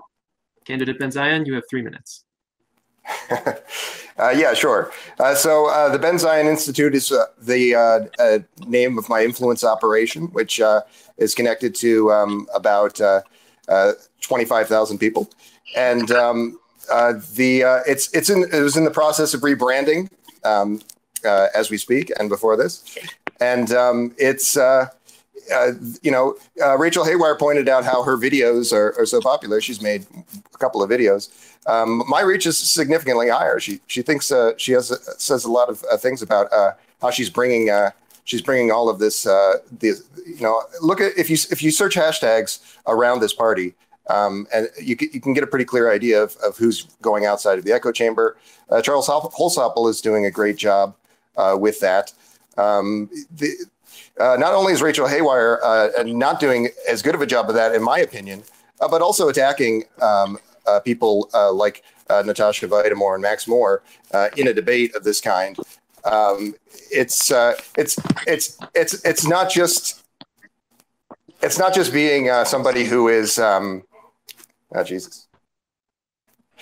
It's not just being somebody who is colorful. This is chaos, as Rachel Haywire said at the beginning. That's no real end. And we have to kind of, in everything that we do along these lines, we have to be advancing people's discussions and being provocative, not just attacking people who have supported this organization from its inception. Thank you, Candidate Ben Zion. And we will have another minute and 30 seconds added to your time. And now we proceed to Candidate Holsopple. Candidate Holsopple, if you are nominated, how will you ensure that the transhumanist message is prominently advocated alongside the 222 message? You have 3 minutes. Well, we're back again to the similarity of the core value. And though I am new to transhumanism, every step of the way, and every person that I have talked about transhumanism with they first go, what? And then they go, oh yeah, I believe in that. So transhumanism would actually benefit 222, and 222 would benefit transhumanism. I certainly don't see a conflict, and I do see the discussion, the big idea, bringing in the Transhumanist Party. And as again, the chances of me being, well, you didn't say elected to president, you meant receive the nomination, I suppose. Those would be two different things. But yeah, I see the messages being very, very much aligned. There's no conflict, and one hand washes the other in this regard. It's two different perspectives on the same thing, and the more people that we can bring into the party, the more that discussion enriches and identifies those common threads within the party. So I would reach out to those scientists, those within the party, those that are better at politics than I within the party, to present their case, offer criticisms. I'm not going to be anybody else. I'm not going to become super educated, or I'm not going to change much. And what I do have is I have a passion for justice. I have a passion for truth. And if those things are, if those perspectives are carried on, those values are carried on, then the Transhumanist Party would be very well represented, I feel. Yes, thank you, Candidate Holsopple. You spoke for 2 minutes, so you have regained a minute of time. And now we proceed to the sixth and final prepared question for Candidate Haywire. Candidate Haywire, you have stated publicly before that you have been the victim of a cyber stalker for about 15 years, and that this individual published false information about you that remains online. What can you tell our viewers about this to enable them to distinguish the truth from the falsehood? And furthermore, how does this unfortunate experience inform your views on ways to combat cyberbullying and online harassment? Thank you for asking me that. Unfortunately, in the comments, people are saying that I'm easily triggered and that I'm always making myself out to be a victim. I find that to be unfortunate, because what I've been seeing is that Zion has been making himself out to be a victim. He's been posting maybe like 12 comments in a row on the Facebook group nonstop, complaining about how he's been attacked by me because of alleged bikini photos of me that don't exist. Meanwhile, he's been posting comments from my stalker, who was arrested many years ago. And what I want to say is, yes, I was a victim of a stalker, but I do what I can to not let that affect me to this day. You know, I'm living a fulfilling life. I'm working on music. I'm working on writing. I'm working on running for president. I think that we do need to create new initiatives to stop cyber stalking from affecting people. And I think that other victims of cyber stalking should be speaking out and making sure that this kind of thing does not happen to people again. But most of all, we should make sure that we do not take the lies of cyber stalkers seriously, and that we do not spread their information as fact, like candidates like Ben Zion do. We need to make sure that documented cyber stalkers who have court records on them are not used as political tools, and that we don't take their information and spread it publicly. If you are a victim of cyber stalking, I just want you to know that you can come to me and that you're welcome to lean on me for support if you would like to talk about it. You know, people are saying, here we go, she's making herself out to be a victim. You know what? I'm not. I'm just talking about what happened. Now, if you want to talk about someone who has made themselves out to be a victim, I would talk about Ben Zion, who's constantly complaining about how he's being sabotaged by techno-fascists, because that is true victimhood, thinking that techno-fascists are sabotaging his campaign, when meanwhile there are actual victims of stalking that are working their asses off to make things happen for the Transhumanist Party. So, you know, just put things in perspective. Make sure that you don't believe the lies of stalkers that spread misinformation, and make sure that you're protecting yourself online and not believing malicious gossip. Always be real. Always cross-check everything. Always make sure that you're questioning your sources, and always talk to the person. If you read something about somebody online, always ask the person what the truth is. Always make your own mind up. Thank you, candidate Haywire. You spoke for 3 minutes. And now we pose the final prepared question to candidate Ben Zion. Candidate Ben Zion, while you are clearly a left-leaning candidate, what are your major concerns with the Democratic Party and the major ways in which you as a transhumanist candidate would be different from the Democratic candidates? Yes. Well, in every way, we would be different from the two-party system. And I don't consider this system to be, these two parties to be sufficiently distinct from one another to even be called two parties. They are both corporatist parties, and undermine them in every way. I'd like to take a moment and talk about what Rachel Haywire was saying a moment ago. Rachel Haywire was kicked out of the Foresight Institute, and as she mentioned in this debate, fled to the other side of the country as a result. She has a lot of people in that history who don't want to do business with her anymore. You know, we could name 4 or 5 other organizations, you know, around this kind of conversation. So she can make herself out to be the victim if she wants, just as she's in the same breath as she's attacking the biggest mailing list for people within our worldview. Funded by a child rapist. Don't forget that part. Okay. I don't know what that was, but it was funded by a child rapist. Candidate Ben Zion is currently speaking. You will have the opportunity for rebuttals later. Candidate Ben Zion, please proceed. I'll defer the rest of my time to the schizophrenic. Neurodiversity. Yeah. It helps if you want to promote some ideas. It helps to be able to string 2 sentences together. You're not going to be able to sit down and do any interviews that way. I think, given that you've deferred your time, candidate Ben Zion, we will move on to candidate Holsopple for his last question. And his last question is this. It appears that achieving the 222 goals is easier in some parts of the United States and in the world than in others. So in your view, what are the main obstacles to attaining those goals in some parts of the world today? Are they primarily technological, cultural, or political, or a combination of the above? And how would you work to remove those obstacles? Candidate Holsopple, you have 3 minutes. Well, yes, I think in order to achieve those goals of food, water, shelter, it is imperative that we actually put a quantity on what we're talking about doing, so that we can factor in the cost and what technologies would be most useful and applicable in that condition. And that could be anywhere from identifying the fact that this population cannot exist in this space. We're going to have to move them to another location, give them a migration opportunity,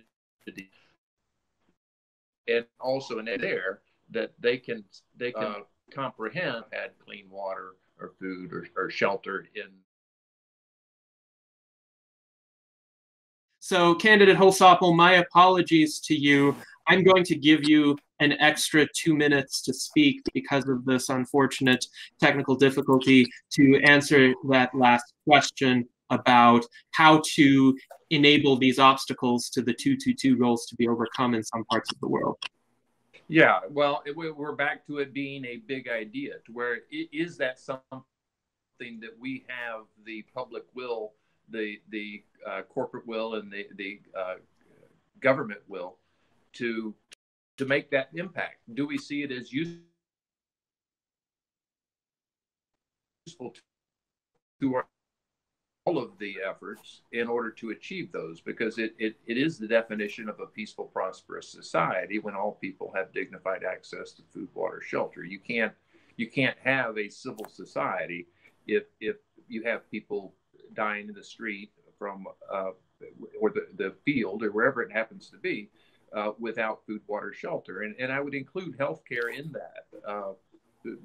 you know, you don't want somebody dying outside the hospital. You know, where do you draw that line? So the provisions of that, the methods of doing that, I would leave up to experts. And back to 222, we're writing our request for proposals for those regional collaborative multidiscipline approach that clearly state the concept of the problem they've got and what methodologies that they would employ, what resources they would need to employ those.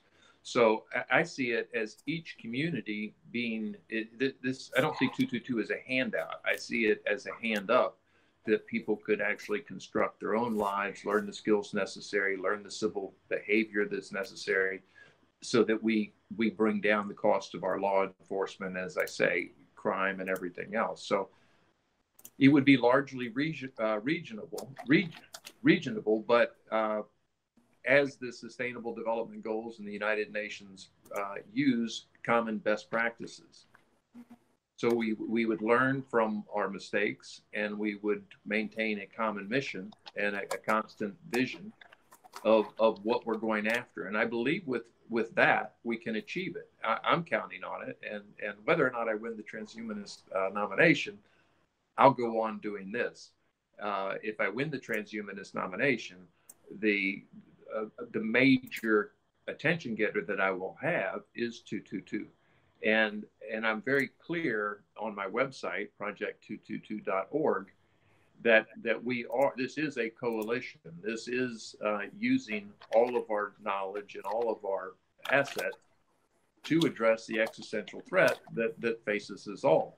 And again, I'm going back to climate crisis. We don't have a lot of time to make these decisions. We already see the mass displacement of populations, and that's continuing. And we need to build back with new technologies and more redundant systems for supplying our food, water, and shelter when these things do occur. So I'm good. I can't hear you. Yes, thank you, Candidate Holsopple. You were right on time for this response. And now we will move on to the next phase of our debate. I apologize for the momentary stream outage. It seems to have been resolved now. And this is just in time for our rebuttals and miscellaneous remarks. Before we go to the viewer questions, we will give each candidate 3 minutes to speak about whatever they want, essentially. So this is your opportunity to address anything thus far in the debate and give your perspective on it. Candidate Haywire, you have 3 minutes. Great. So a lot of people are saying that I don't have a filter in the comments, and I just want to say that while that isn't true, unfiltered self-expression is very important. If all we have is people that are really restrained, then we might as well just have robots. Now, robots are fantastic, but we need a human spirit to bring us forward into a future of artists. That's what Zoltan Islam is so passionate about when he talks about this artist class that's going to evolve. That's what I talk about in my book, The New Art Right, the artists that are leading us forward into a future. Now, the artists aren't thinking about filters or self-restraint. The artists are thinking about passionate self-expression. And I am connected to an incredible community of artists, musicians, filmmakers, photographers, philosophers, self-expressive people that aren't worried about restraining themselves. What they're concerned about is expressing themselves. They are out of the box. So was Steve Jobs. So was Bill Gates. You know who else wasn't worried about restraint? Elon Musk. When he talked about going to Mars, when he was a teenager, he wasn't thinking about filtering himself. He was thinking about going to Mars.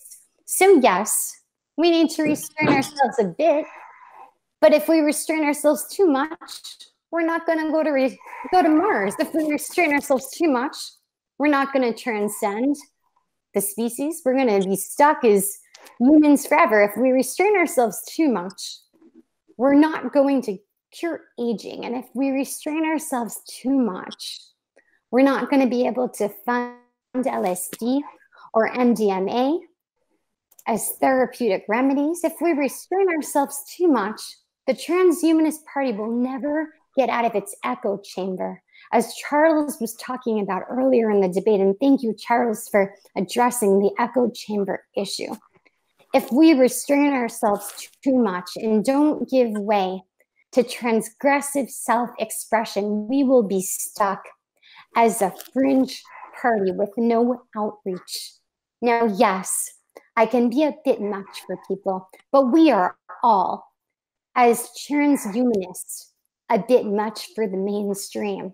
And I think it's time to stop restraining ourselves, to expand our outreach, for all of us to unite as one party, one third party, the Transhumanist Party, to go outside of the box like Elon Musk did, like David Bowie did, like the industrial band Front 242 did, to go beyond the center.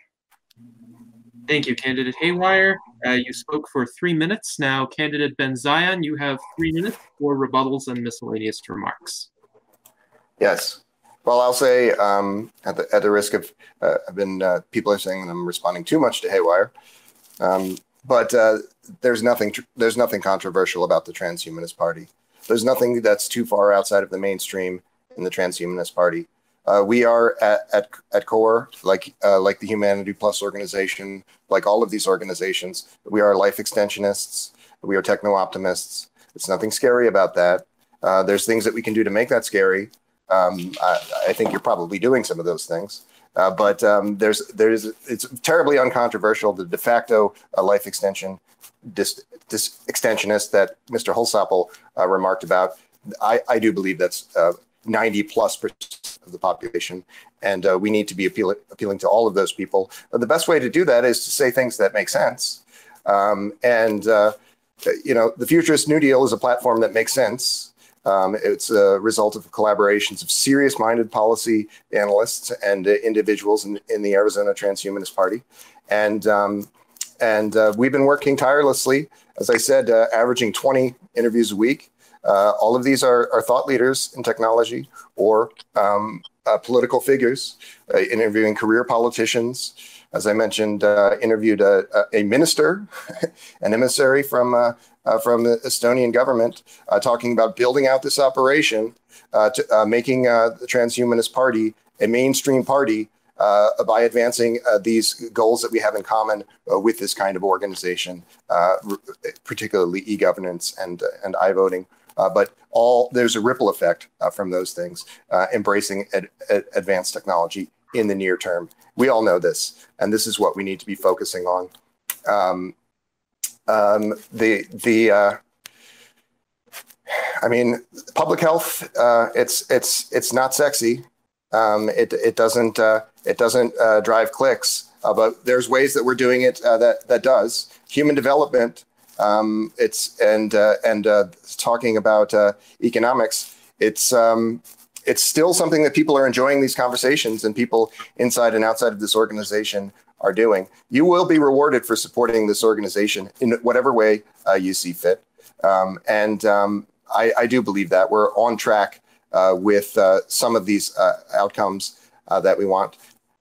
You know, sometimes in these aforementioned chat rooms, I'm hearing people say that they don't care about techno-progressive policy or techno-futurist policy, that we should just put the bar kind of low. We should just have fun thought experiments, right-wing thought experiments, or far futurist thought experiments, like Haywire does. Oh, what if we could bring Hitler back from the dead? What a fun thing! Now, that's not advancing any conversation. That's just more silliness. And so please go the extra mile and support an organization like the Transhumanist Party, support an organization like the Arizona Transhumanist Party. Take some time, look at the documents that we've published about the Futurist New Deal, look at some of these talks that we're doing with important individuals in this community. Don't be attacking one another. Don't be attacking Max Moore.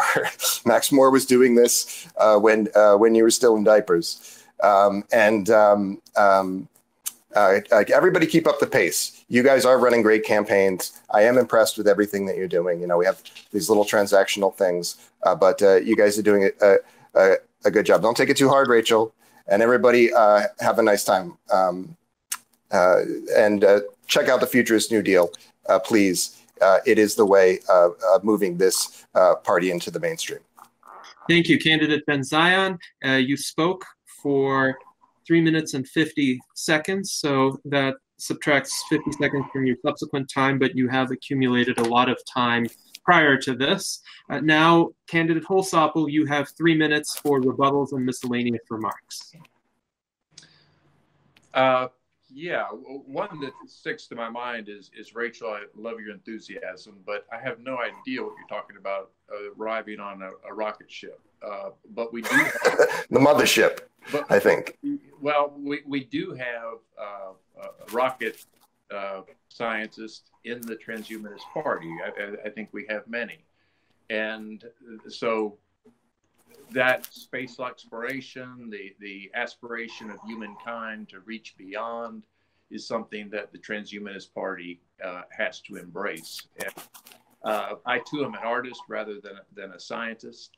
And I take a different approach, and I think that's what's required to reach the mainstream is a more thought out. I'm not saying that we can't be controversial, but we have to be understandable, and that's what I will try to do. Not throwing stones at anyone else, but. Yeah, I'm not going to pick on anybody. I do want the conversation to advance. I think that once we actually have a nominee, if the nominee will work with the Transhumanist Party in good communication, we can clarify this message and we can bring all of the core values into a more understandable, a more attractively presented format that we can make a difference. And as I say, we can set up possibly that for down ballots and for future presidential runs to where we can actually break into that two-party system. I think over the next coming years, there's going to be less and less confidence in that as the independent party has grown to be the largest party. That shows that there is room. People are looking, people are dissatisfied with those existing parties. And I would do what I can to in an understandable way to present those basic platforms that the Transhumanist Party would support and incorporate the ideas for at least presentation that Ben has and that Rachel have. If it was something that I saw was congruent with my platform, I would try to incorporate that in, or at least allow room for that to be developed by that candidate in something of a shadow government of sorts. So yeah. That's I look forward to moving forward, and I don't, as I say, my phone's plugged in and it keeps draining. I'll reserve hopefully time for questions if we can get to the audience questions. I'm very anxious to do that. Yes, thank you, candidate Holsopple, and we will now get to the audience questions. The first audience question is one for every candidate because I think it's an important question to discuss essentially what the Transhumanist Party ought to focus on. So David Shoemaker asked essentially, what is the single most important issue or the single most important concern that you believe the Transhumanist Party should address? Candidate Haywire, I will give you 3 minutes for this question. Making cryonics affordable to everybody, making transhumanism for everyone. There are too many gatekeepers right now, some who are being funded by very, very questionable sources that have been in the news recently. It is so important for each and every human being, whether they are rational, neurodiverse, schizophrenic, or anywhere in between, to have access to life extension technology. We need to be subsidizing cryonics so life extension is affordable. Nobody should have to go through death. We need to begin curing aging and making life extension affordable. Transhumanism is for everyone. I like how Charles was talking about doing outreach to homeless people. I have been homeless before, and I talk to people on the streets, and I would love to see those people. They had boom boxes, they were rapping, some of them, they were philosophizing, they were schizophrenic, and they were talking about how the government was controlling their thoughts. Maybe some of them were full of it. Most of them were full of it, but some of them, they had little nuggets of truth. And you know what? Those people, they deserved to have access to life extension, just like every upper middle class citizen, just like every wealthy billionaire. Those people deserved to have life extension too. Cryonics is for everyone. Life extension is for everyone. Transhumanism is for everyone. And public education on transhumanism is for everybody. Universal basic income, which Andrew Yang began to lead the charge on, is so important. With all of these displaced workers, we need to begin sharing wealth with people in our nation through taking the money that's going to war, surveillance, keeping nonviolent drug offenders and sex workers in prison, whether they have jobs as dominatrixes, whether they're prostitutes or they're simply wearing bikini photos for fetish sites, one pieces, whatever they're doing, whether they're in prison, whether they're selling drugs on street corners and crying about how the government is putting chips in their brains. They need life extension. Life extension and transhumanism for all.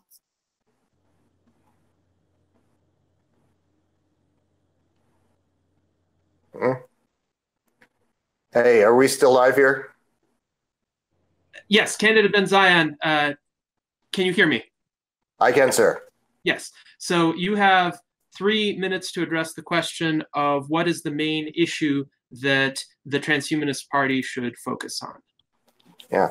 Well, that was a moving speech, and I think there were some little nuggets of truth in there. Maybe there's some little nuggets of truth coming from the Haywire campaign to some degree. But we need to maybe aim the bar a little higher than that. I'll say of this discussion, I do not think that, I think that cryonics is pretty well subsidized in the sense that it is available in the marketplace.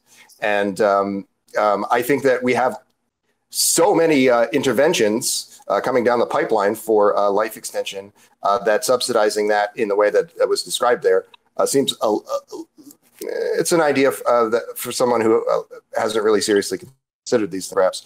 But I've heard plenty of people say this. It came up in my discussion with Florian Marcus. It came up with my discussion in a pre-interview today. There are awful lot of ways that we can be using big data in emerging biomedicine. We can be using automation and advanced algorithms in emerging biomedicine. And all the various actual medical breakthroughs coming down the pipeline towards ending cell death. Those are the things that we need to focus on. I don't have a cryonics plan because I believe that life extension will be achieved through these other means. And so, I would not support that. But I do agree with candidate Haywire that radical life extension is our organizing principle in this community. And thank you for being willing to stand up for that. How much time do I have left? You have 1 minute and 20 seconds. Okay. I want to address something that came up before about trade protectionism in general. This is not a laughing matter. And you know, it's you can dismiss a whole multitude of sins by saying that we're not a mainstream party, so we don't have to talk seriously about these things. But millions of U.S. jobs, people who were earning a living before this trade war broke out, have been lost in the course of this trade war. The kind of positions that Ms. Haywire are taking on this subject would grow that trade war exponentially. That would possibly lead to a society that cannot support an affluent society. That's not the way that anybody is seriously going to approach this. So we have to be a little careful with that rhetoric. Maybe there is a place for some kind of economic isolationism. We are on the same page as to other forms of isolationism, but we have to try to present a serious face of this organization and give serious consideration to these heady issues as we're talking. And the Futures New Deal does do that. I'm not convinced that these other campaigns do. Thank you, Candidate Ben Zion. Now we move to Candidate Holsopple. What is the single most important issue that the Transhumanist Party should be addressing? Well, I think the single most important issue that humanity should be addressing is the mass migration of people due to climate change and other factors. Now, if I think it was Bertrand Russell that said, in order to have a peaceful, prosperous society, we must have a stationary society. And with climate change, we're going to have more and more mass dislocation of populations. And we need to come up with, as I say, methodologies and education of those populations on dealing with a new reality over this coming years and decades and hopefully centuries that we're going to populate this planet. So we need to reach people at an emotional level and an intellectual level and appeal to what most people have been programmed to respond to fear. I think a good dose of fear that brings people to a common realization of what's important and what's necessary that we do is a good thing. And it's becoming more and more a topic within the government and within industry that is reinvesting in ways that are more sustainable. So climate change is my number one reasoning for doing most of the advocacy that I do, because the problems are going to get worse, not better. And the current economic structure is not currently going to reward that, but it's becoming more and more vogue, more popular to do things for each other and for the environment. And a lot of it is just talk and advertising and possibly deceptive in order just to sell product. But I think if we have a common product, we can see a vision, we can depict what problems are going to happen, we can foresee the things that are happening. As time goes by, we'll have a history of those accurate predictions. And if we can create a mechanism for dealing with those displaced populations, we can possibly negate more, and we can deal with those that are displaced more efficiently and get them back up to where they can contribute back to the common good. Everybody plant a tree, Thank you, Candidate Holsopple. And we will add 10 seconds to your time. Now, the next question that I would like to ask is from Starseeder, one of our commentators, who is interested in vertical garden towers in cities across the United States. He's referring to vertical farming, which is one emerging technology that the Transhumanist Party supports. What would be your policy positions toward vertical garden towers and vertical farming? I will allocate 2 minutes to this question for each candidate. Candidate Haywire, you may begin. Well, I think the first step to this would be to create a video game for vertical farming.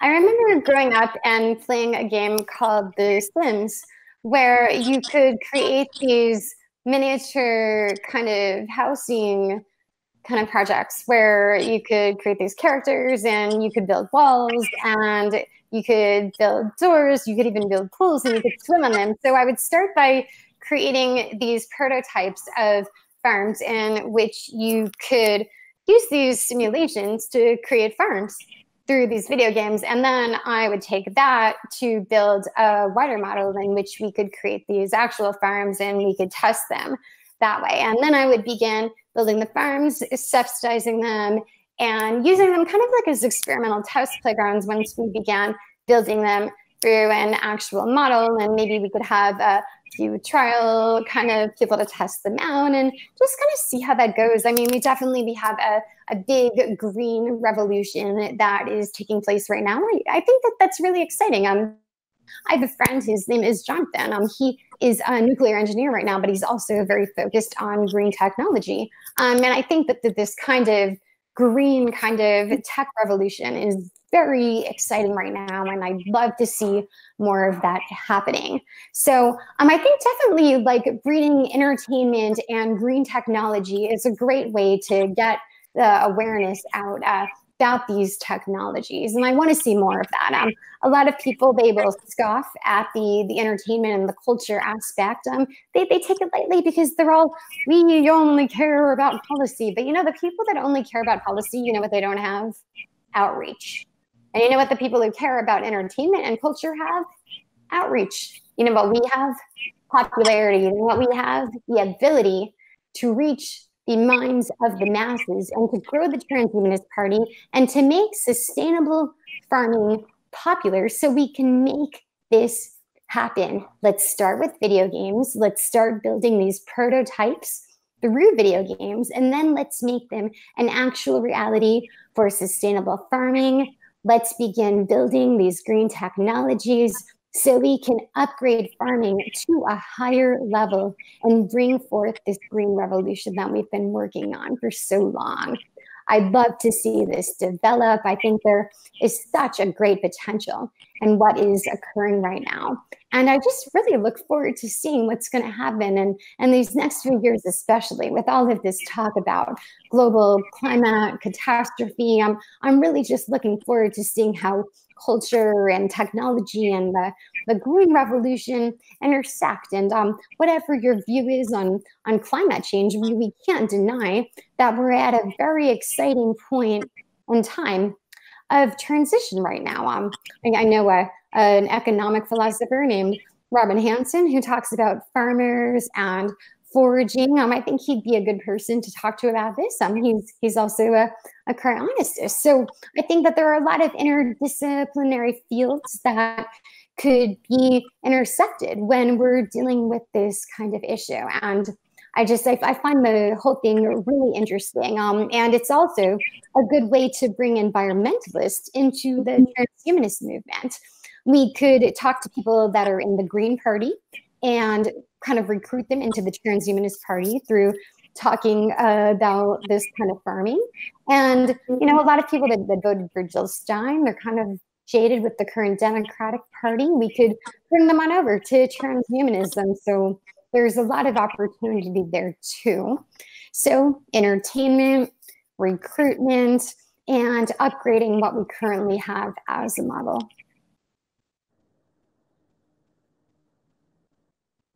Yes, thank you, candidate Haywire. You spoke for 4 minutes on that question, so that subtracts 2 minutes from your subsequent time. Now we go to candidate Ben Zion. You have 2 minutes to address the question of vertical farming, vertical towers in cities. What is your policy approach toward those technologies?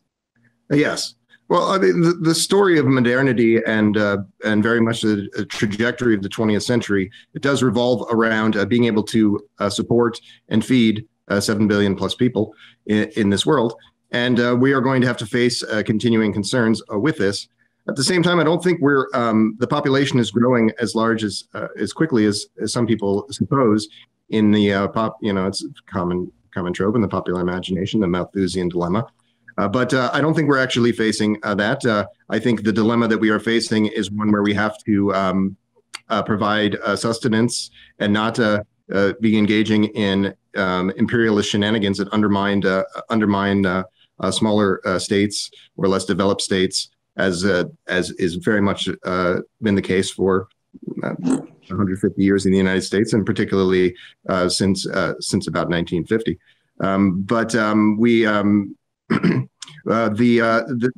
The farming issue is a serious one. And it's one that is being addressed by the private sector. I would place it somewhere on a ranking of important issues for techno-optimists, maybe in the top 100 in terms of securing public funds to that end. But I would not say that it is the first thing that I would turn to. There are an awful lot of other ways to be providing more sustainable food sources. Certainly one of those would be vat-grown meats and meat substitutes. This is the number 2 existential risk in the climate crisis constellation of concerns is these concerns from factory farming. So that's something we have to address. And there's a lot of ways to do that besides this very innovative and interesting type of farming. Thank you, Candidate Ben Zion. You spoke for 2 minutes, and now we move on to Candidate Holsopple. What are your thoughts about the desirable policy toward vertical farming and vertical towers in cities? Yeah, well, the urbanization and the density of our cities is growing, and that's if we're going to have, unless we're going to have food deserts where millions of people don't have access to those basic requirements, we're going to have to grow it locally as much as possible, even within those areas that vertical farming is the only answer. And vertical farming is also much better. It's better with water, uses less water. So I'm all about those going up as opposed to out, leaving as much of our natural environment as possible. Takes me just a moment about Ben Zion's idea of using public lands, and I think there's a lot of benefit to that. I don't necessarily agree with the numbers of what money it would generate, because I'm not sure who has that money now and who would abandon what they currently have. But I think it's a great idea to use and build our new cities where we can incorporate vertical farming and the innovation of new constructions and materials. Yes. I have a little Thank additional you, time. Can I address that? And you have added 40 seconds. Yes, you may. You may, absolutely. Okay.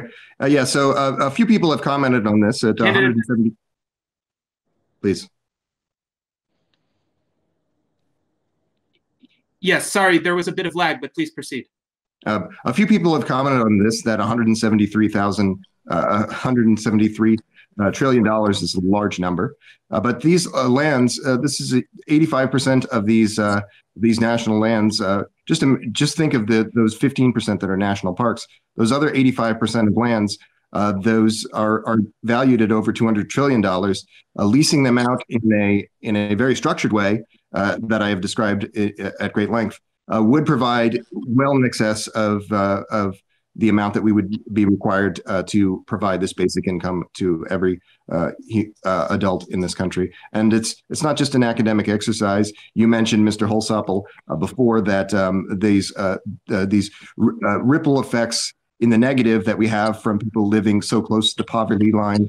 For people, it's 1.5 million people just living on the street in this country that's come up in this debate. This is not something that anyone should be subjected to. And the basic income of a more robust kind that is funded in a responsible way will do that for us. And I would say also basic income, this is not an idea that Andrew Yang came up with. I know there's some Yang Gang guys watching this, but this goes back to the birth of this country with Thomas Paine and 2 or 3 schemes, including one in 1969 about the size of Andrew Yang's. So he has done something to promote the visibility of this, but he is not, in fact, the author of this movement. All right, thank you, candidate Ben Zion, and you spent 1 minute and 40 seconds of your time, but you still have time remaining for subsequent questions. Now, next, because you did broach the subject of universal basic income, we're going to focus on some candidate-specific questions on UBI. The first question goes to candidate Haywire from Graydon L., who asks, how do you plan to fund a UBI practically? He notes the US has a massive debt problem already, and won't that exacerbate the problem? Candidate Haywire, you have 2 minutes. That's a great question. The US does have a massive debt problem, and we definitely need to be focusing on that. That's why we need to have a major cost of the military budget. Now, right now, we're spending $650 billion on overseas wars. To me, that's absolutely absurd. Now, I think that we can gut this by at least 60%. There's no reason for us to have troops in Afghanistan, Iraq, Venezuela. Let's get them out of there.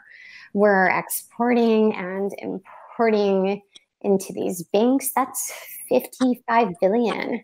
The Department of Education, now while there are some good things going on, there are also some senseless classes going on that are brainwashing people. That's a budget of 100 billion.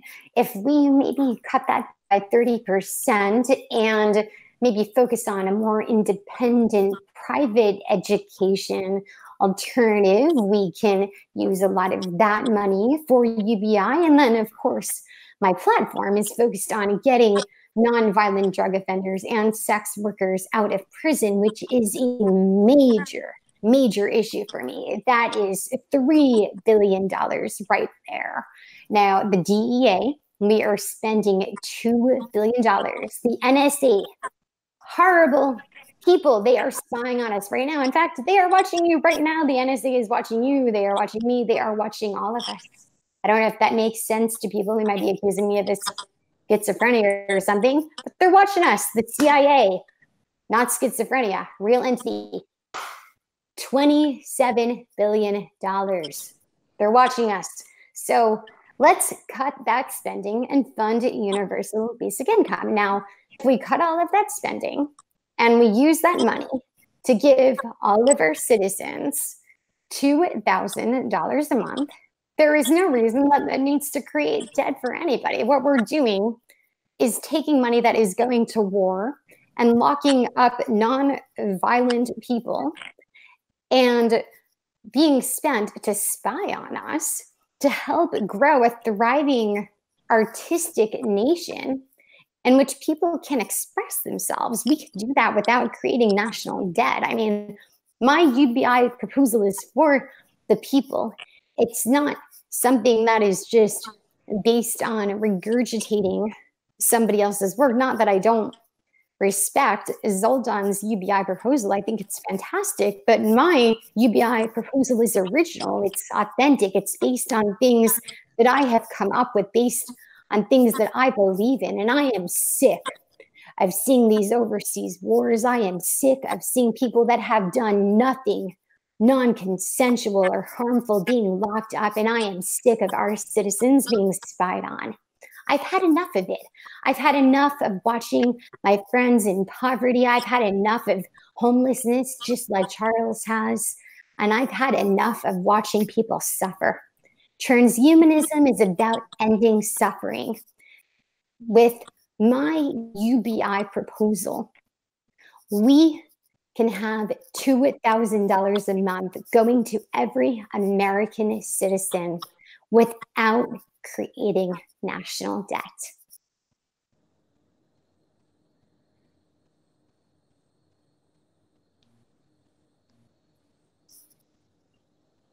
I think I might have a little more time. Does anybody have any more questions? Or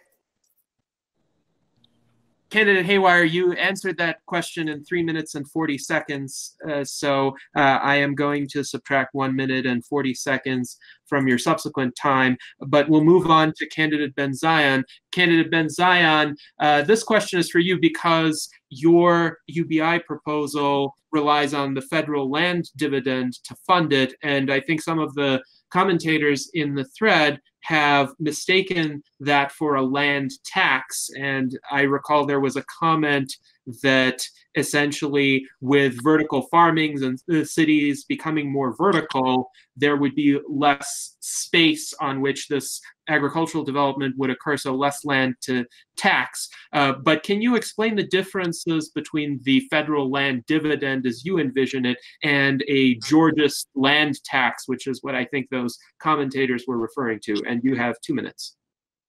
Yeah, sure. Firstly, I'd like to say that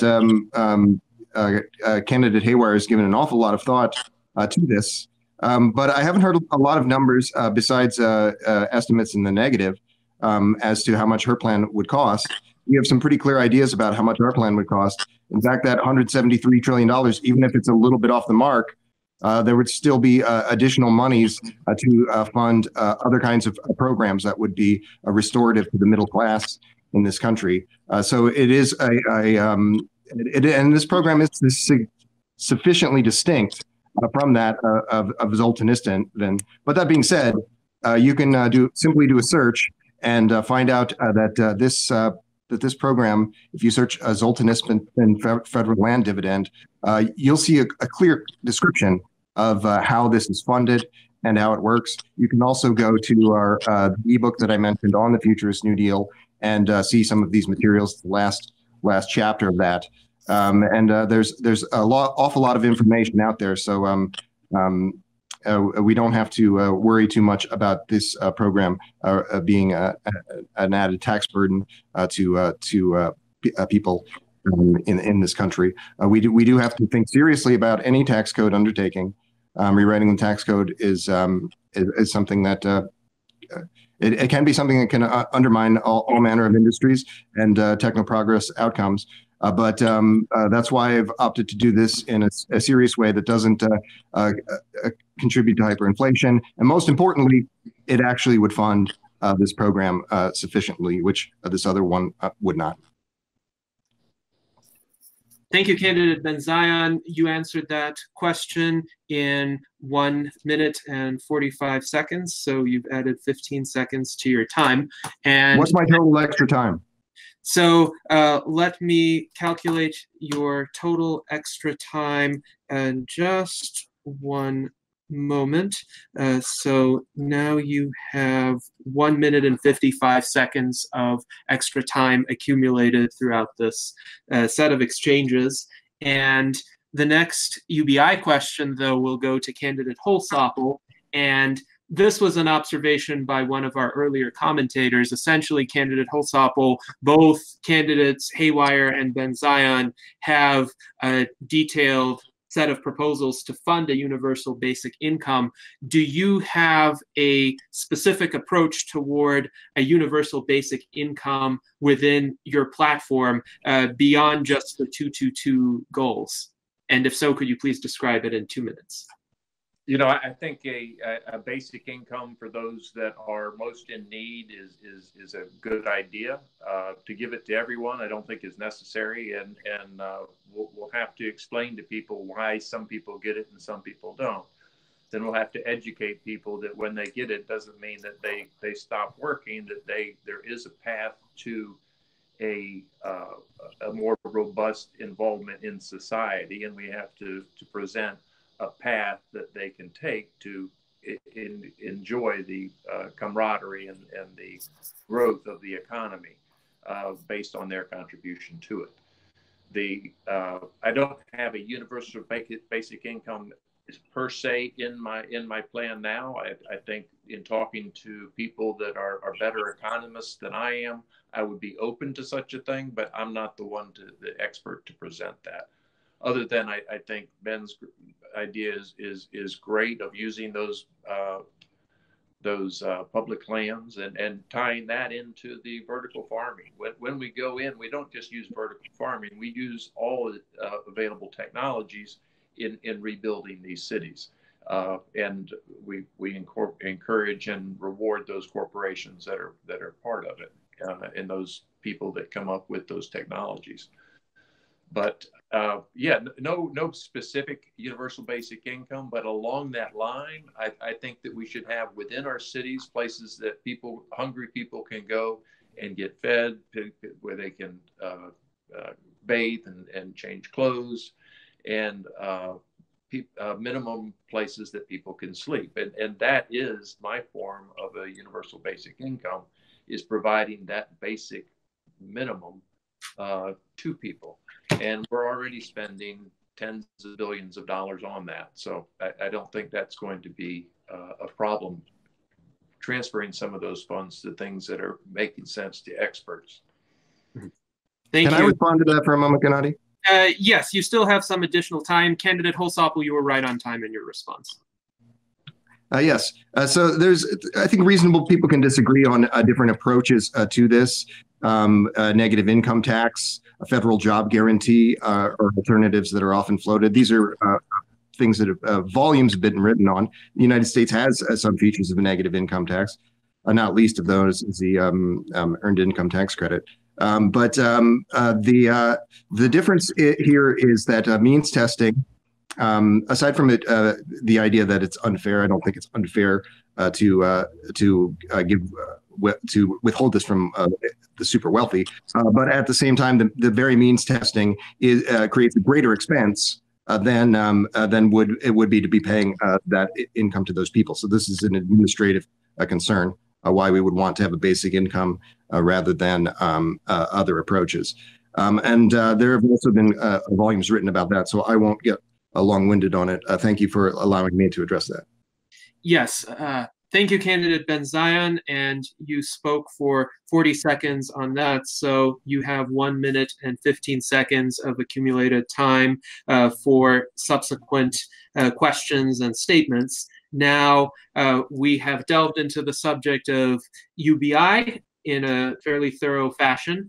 The next set of questions is going to be candidate specific from the audience, and I endeavored to pick some challenging questions for each candidate once again. So Candidate Haywire, one of our viewers stated that if you were to encounter Donald Trump and Donald Trump tries to write you off, and these are the commentator's words and not mine, as a, quote, crazy little girl with loony ideas and weird friends, this commentator says that Donald Trump will attack you like this. So if he does attack you like this, how will you respond? And you have 2 minutes.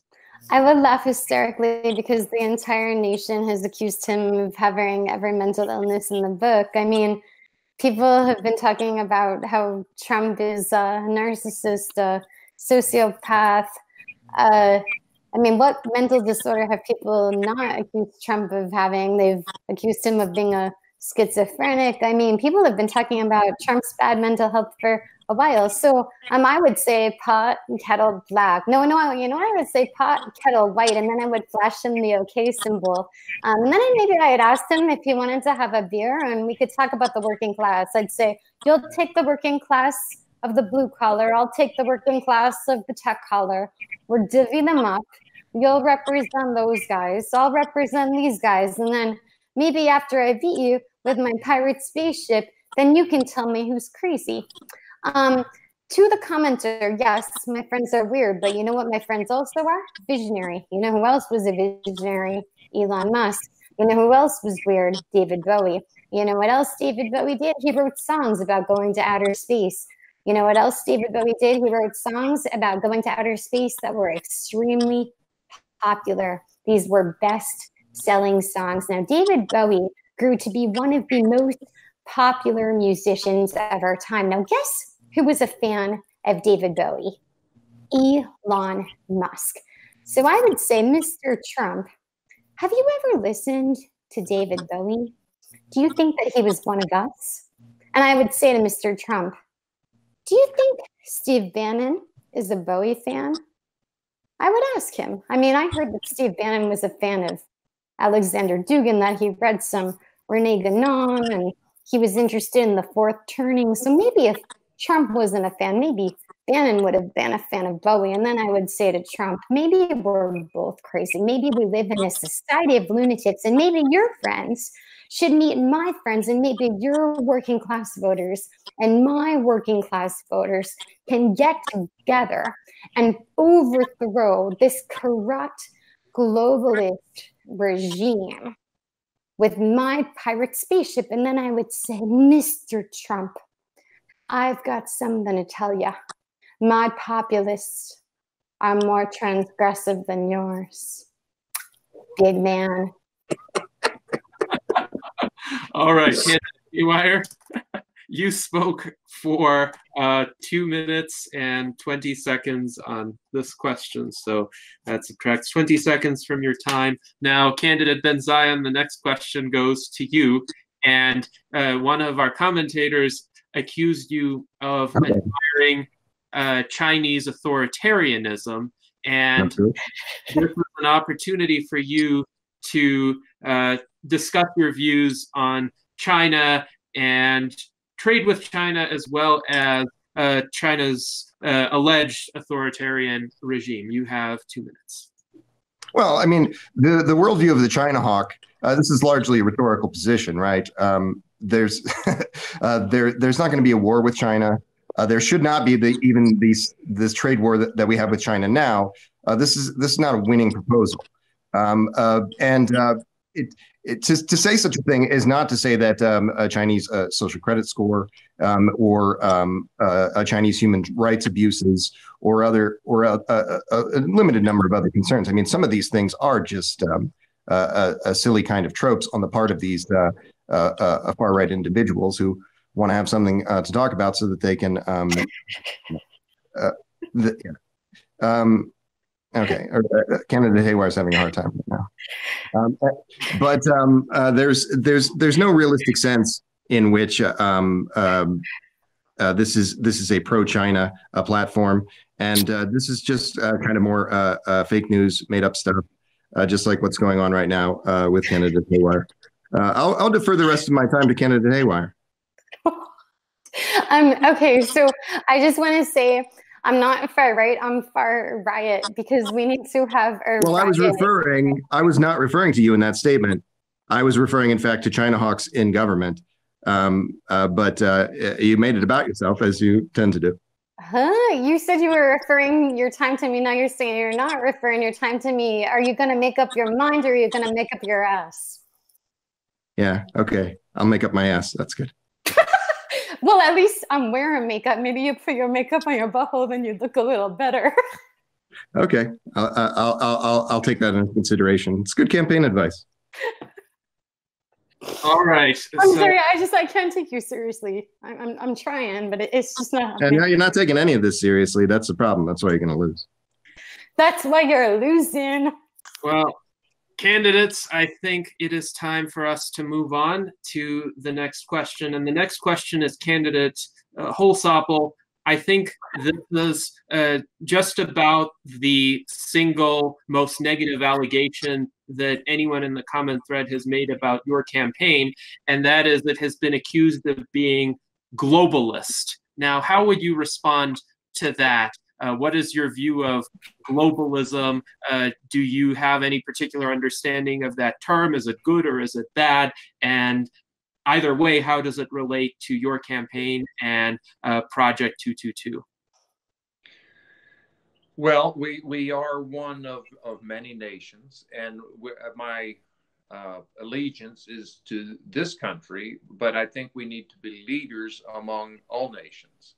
So if globalism means that we become homogenous with those other nations, and we don't favor our own borders, we don't make America first. If that's the antithesis of globalism, of making American first, and Rachel was saying of trade more within the U.S., we don't have those options. we breathe the same air, we drink the same water, we rely on the same technologies to produce our shelter and our food. There's less and less boundaries, and that's the reason we're going vertical. I think we need to take in the strengths of people, not nations, not parties. I want to reach out to everyone, yes, because we all share that same common denominator. And therefore, we can reach the intelligence of the individual. Take somebody's food, water, and shelter away for a couple of days, and they're going to listen very well if you offer it back to them. So those nations as a whole, they need to learn to manage their own economies. We're not going in and rescuing the economy of each country, but we do want to advocate and offer ways that those economies can grow so that we can trade with the population that is within those countries. So I don't see a disconnect. I think that we all are in the world together, and we need to respond in such a way. Yes. Thank you. Gennady, can I take a moment to talk about globalism with my remaining time? Yes, Candidate Holsopple, you were right on time. Thank you for your response. Candidate Ben Zion, you have 2 minutes and 5 seconds of accumulated time. Feel free to use any of that to discuss globalism. Yes, thank you, sir. This word is often used by people who I would regard as low information consumers of media, and it's used by people on the rightward spectrum, but not exclusively. And there's a lot to unpack there. For one thing, it's often used in the concept of discussing some post-nationalist ideas, which everyone in this panel has spoken in support of in a variety of ways. It's also, but at the same time, it's also used to talk about kleptocratic practices or generally very staunchly pro-business practices. Post-nationalism and an overly pro-business set of regulations, those things are not closely related. So what people are doing when they're using this term globalism is just throwing out a buzzword that sounds cool and makes them sound really informed, and adds nothing to a conversation. The people who have a Luciferian view of and that question is from Taylor B, who asks, how will you endeavor to make transhumanism and the Transhumanist Party more popular with the youth? Candidate Haywire, you have 2 minutes. That's a great question. As you guys know, that is one of my main focuses, culture. Transhumanism is all about culture. With the Telegraph, when I did the interview about the corruption going on at Humanities with the child rapist, I'd rather not keep referring to him, but it was a big issue the humanism is about. They need to be playing video games. Now, whether it's video games about vertical farming, whether these are video games about artificial intelligence, video games about mind uploading, video games about biomechanics, or simply virtual reality games in which they're interacting with simulations, in which they're creating art with augmented reality, in which they're learning how to enhance their bodies through these virtual simulations. We need public education on transhumanism. Even if we're just going to preschools and we're having people teach kids how to paint at augmented reality, we're teaching kids how to paint in the sky. That's what we need to be doing to reach the youth and educate them about transhumanism. Now, you think about a sandbox and you think about a playground and you think about some kids playing in a sandbox in a playground when they're 4 years old. Now, imagine if that sandbox and that playground has augmented reality. Now you've got the kids in the sandbox and they're playing in augmented reality and they're painting in the sandbox and they're sharing their visions with each other in that sandbox through AR. Imagine the possibilities of public education on transhumanism. Yes, thank you, Candidate Haywire. And now, we will proceed to Candidate Ben Zion. Candidate Ben Zion, you have 2 minutes to address the question of how transhumanism can become more influential with the youth. Okay, sorry, I was hearing the Sesame Street song in my head after this this playground discussion. Yeah, so I mean, we can do a lot of things to do that, and we are doing a lot of things to do that. You know, hollowing out as your key demo, incels and people under 30 who are interested in words like alt-right and art-right. That's not who this party is. And so we can be doing better than that. And that's done through all manner of outreach, but it's not done through attacking the Humanity Plus organization, whatever mistakes they may have made. That's all of our viewers. That's all of our voters right there. So, I mean, are you going to go out and get 1,000 more of your incels to get signed up in the next few days? I really doubt it. So we have to take a serious-minded approach to this, but also keep it fun and interesting. And it has been fun and interesting, and we can be doing an awful lot more. As I said, this organization, the Arizona Transhumanist Party, is reaching out to people across the spectrum. The Transhumanist Party is reaching out to people across the spectrum. I've been doing an awful lot of interviews and press with people from all walks of life to try and enliven and broaden this landscape. And I am pleased with the progress that we are making in reaching young people. You know, an awful lot of people in my network are millennials. They're Greens, Independents, Justice Democrats, and people of various walks of life. Those people, this country is skewing further and further left. So we have to kind of maybe not take a strategy where we actually have 20 people that we're reaching out to. I'm finished. Yes, thank you, candidate Ben Zion. And you have added 10 seconds to your time. And now, candidate Holsopple, for your 2 minutes, could you please address what you would like to have done to make transhumanism more popular with the youth and to increase the youth reach of the Transhumanist Party? Yes, I think the youth are the most ripe for transhumanism. They're not vested in a economy. They're not vested in the use of our resources in a particular way. And they are the most aware of the impacts of a failed economy, a failed environment, the refugee situation. They've got the longest to live. So I think they're the easiest ones to reach if we put together. I love Rachel's idea of the video games and virtual reality, you know, and I think if they're crafted to introduce technologies like vertical farming and urban density and what it takes to get along socially, and what it, besides learning a vocation or some education that allows you to enter into the present economy, how to transform the present economy to one that has longevity, that is able to adapt to those challenges and the changes of our economic system and our infrastructure.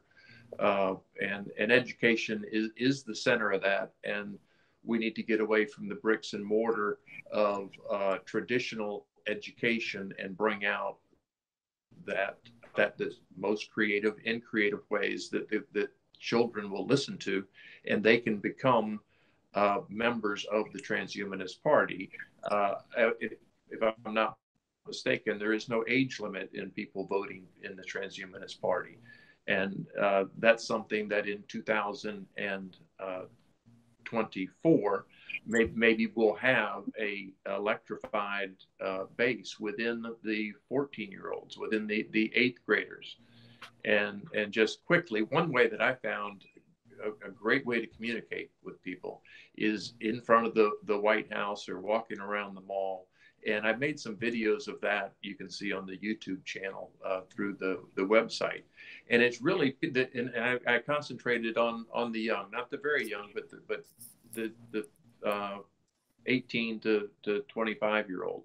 And they get it. They see that there's a need for things. And I wasn't a transhumanist the last time I was there. But you can bet that the next time I am in DC or San Francisco or any of the places that I travel, that transhumanism will be introduce, particularly as an educator that I'm speaking to, and because they get it, they want their kids to have the best. That's why they're in education. So I think if we work through the school system and we put it out there, that it either makes sense or it doesn't. And I think that the youth have the most to lose, so they're going to take the flag. All right. Gennady, if I could have 30 seconds of my additional time, please. Yeah, that is fine. I just wanted to mention candidate Holsopple spoke for 3 minutes in response to this question, so that takes a minute off his time. He is going to have 20 seconds for final remarks. Candidate Ben Zion, you have 55 seconds of accumulated time, so please proceed. Yes. Well, unlike Mr. Holsopple, I have been a life extensionist and techno-optimist for about as long as I can remember. If you're interested in these ideas that have been brought up in these previous two comments, I would suggest that you check out an interview that I did with my hero, Isaac Arthur, a great technology, science and futurism blogger from the very same podcast. And we talked about various metaverse concepts. And there's an awful lot of policy implementations in the near future that could be derived from those that we're not capitalizing upon. So I would applaud both of you for bringing that up. And thank you. And that concludes my time. All right. Thank you, candidate Ben Zion. You spoke for 40 seconds. So you have 15 seconds left over added to the 2 minutes of standard allotment for the closing remarks. The reason why I say that is because candidate Haywire right now has a deficit of 4 minutes, which means, unfortunately, she has consumed the entirety of her closing remarks already. All right.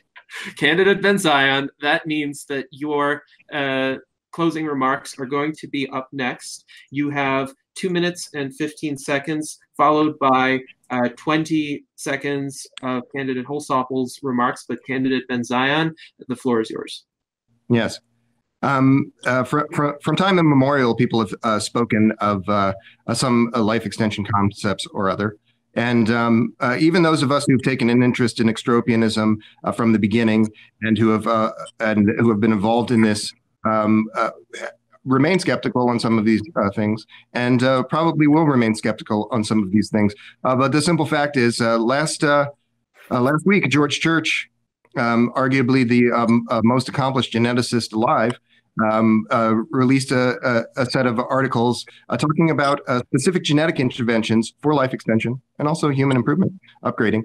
And this is a fascinating article. It's a wonderful time to be alive, but it is not a foregone conclusion that any of us will benefit from these things to the extent that we want, which is why, as was mentioned just moments ago, outreach is key. And positioning this organization in a responsible way and in a publicity-minded way is the best thing that we can be doing. The Futurist New Deal is the best choice in that regard. We have a platform that has been conceived from the beginning for solving these great human problems. A UBI and e-governance in the broadest sense. These are not just things that we made up. These are things that are meant to get you to a life extension civil society that is sustainable and hopefully avoid the kinds of things where we need to all get on the mothership. That's hopefully avoid the kinds of things where we need to be suing people about having cryonics. These things are a measure of last resort, and so we have to do everything that we can to improve our society from a techno-optimist point of view. And this party is head and shoulders above other parties in describing these new ideas. And so you guys are key. The Futurist New Deal is the choice for you. I hope that you will read our literature and look at what we're doing and continue to be watching all of these interviews and doing real press. Not making jokes, doing real press, not swearing and crying and freaking out, doing real interviews with thought leaders, and doing the best that we can to keep this a serious-minded operation. This is a policy club. It's not a place for people to just be getting their jollies. It is a policy club, and that's what we're trying to do here. And Gennady, you're an excellent leader in that regard. I thank you again, sir, for all that you've done in keeping this this organization on track. Yes, thank you, candidate Ben Zion. I appreciate your good words, and you did speak 30 minutes over your allotted time for your closing remarks. Now, with candidate Haywire, her deficit was sufficiently significant that 30 seconds would not restore her time, but I will add 30 seconds to candidate Holsopple. So now, candidate Holsopple, you have 50 seconds to provide your closing remarks. Please proceed. Well, as I started, we have the opportunity to present a big idea. We're a new party, and the majority of people have never heard of us, much less contemplated joining our party.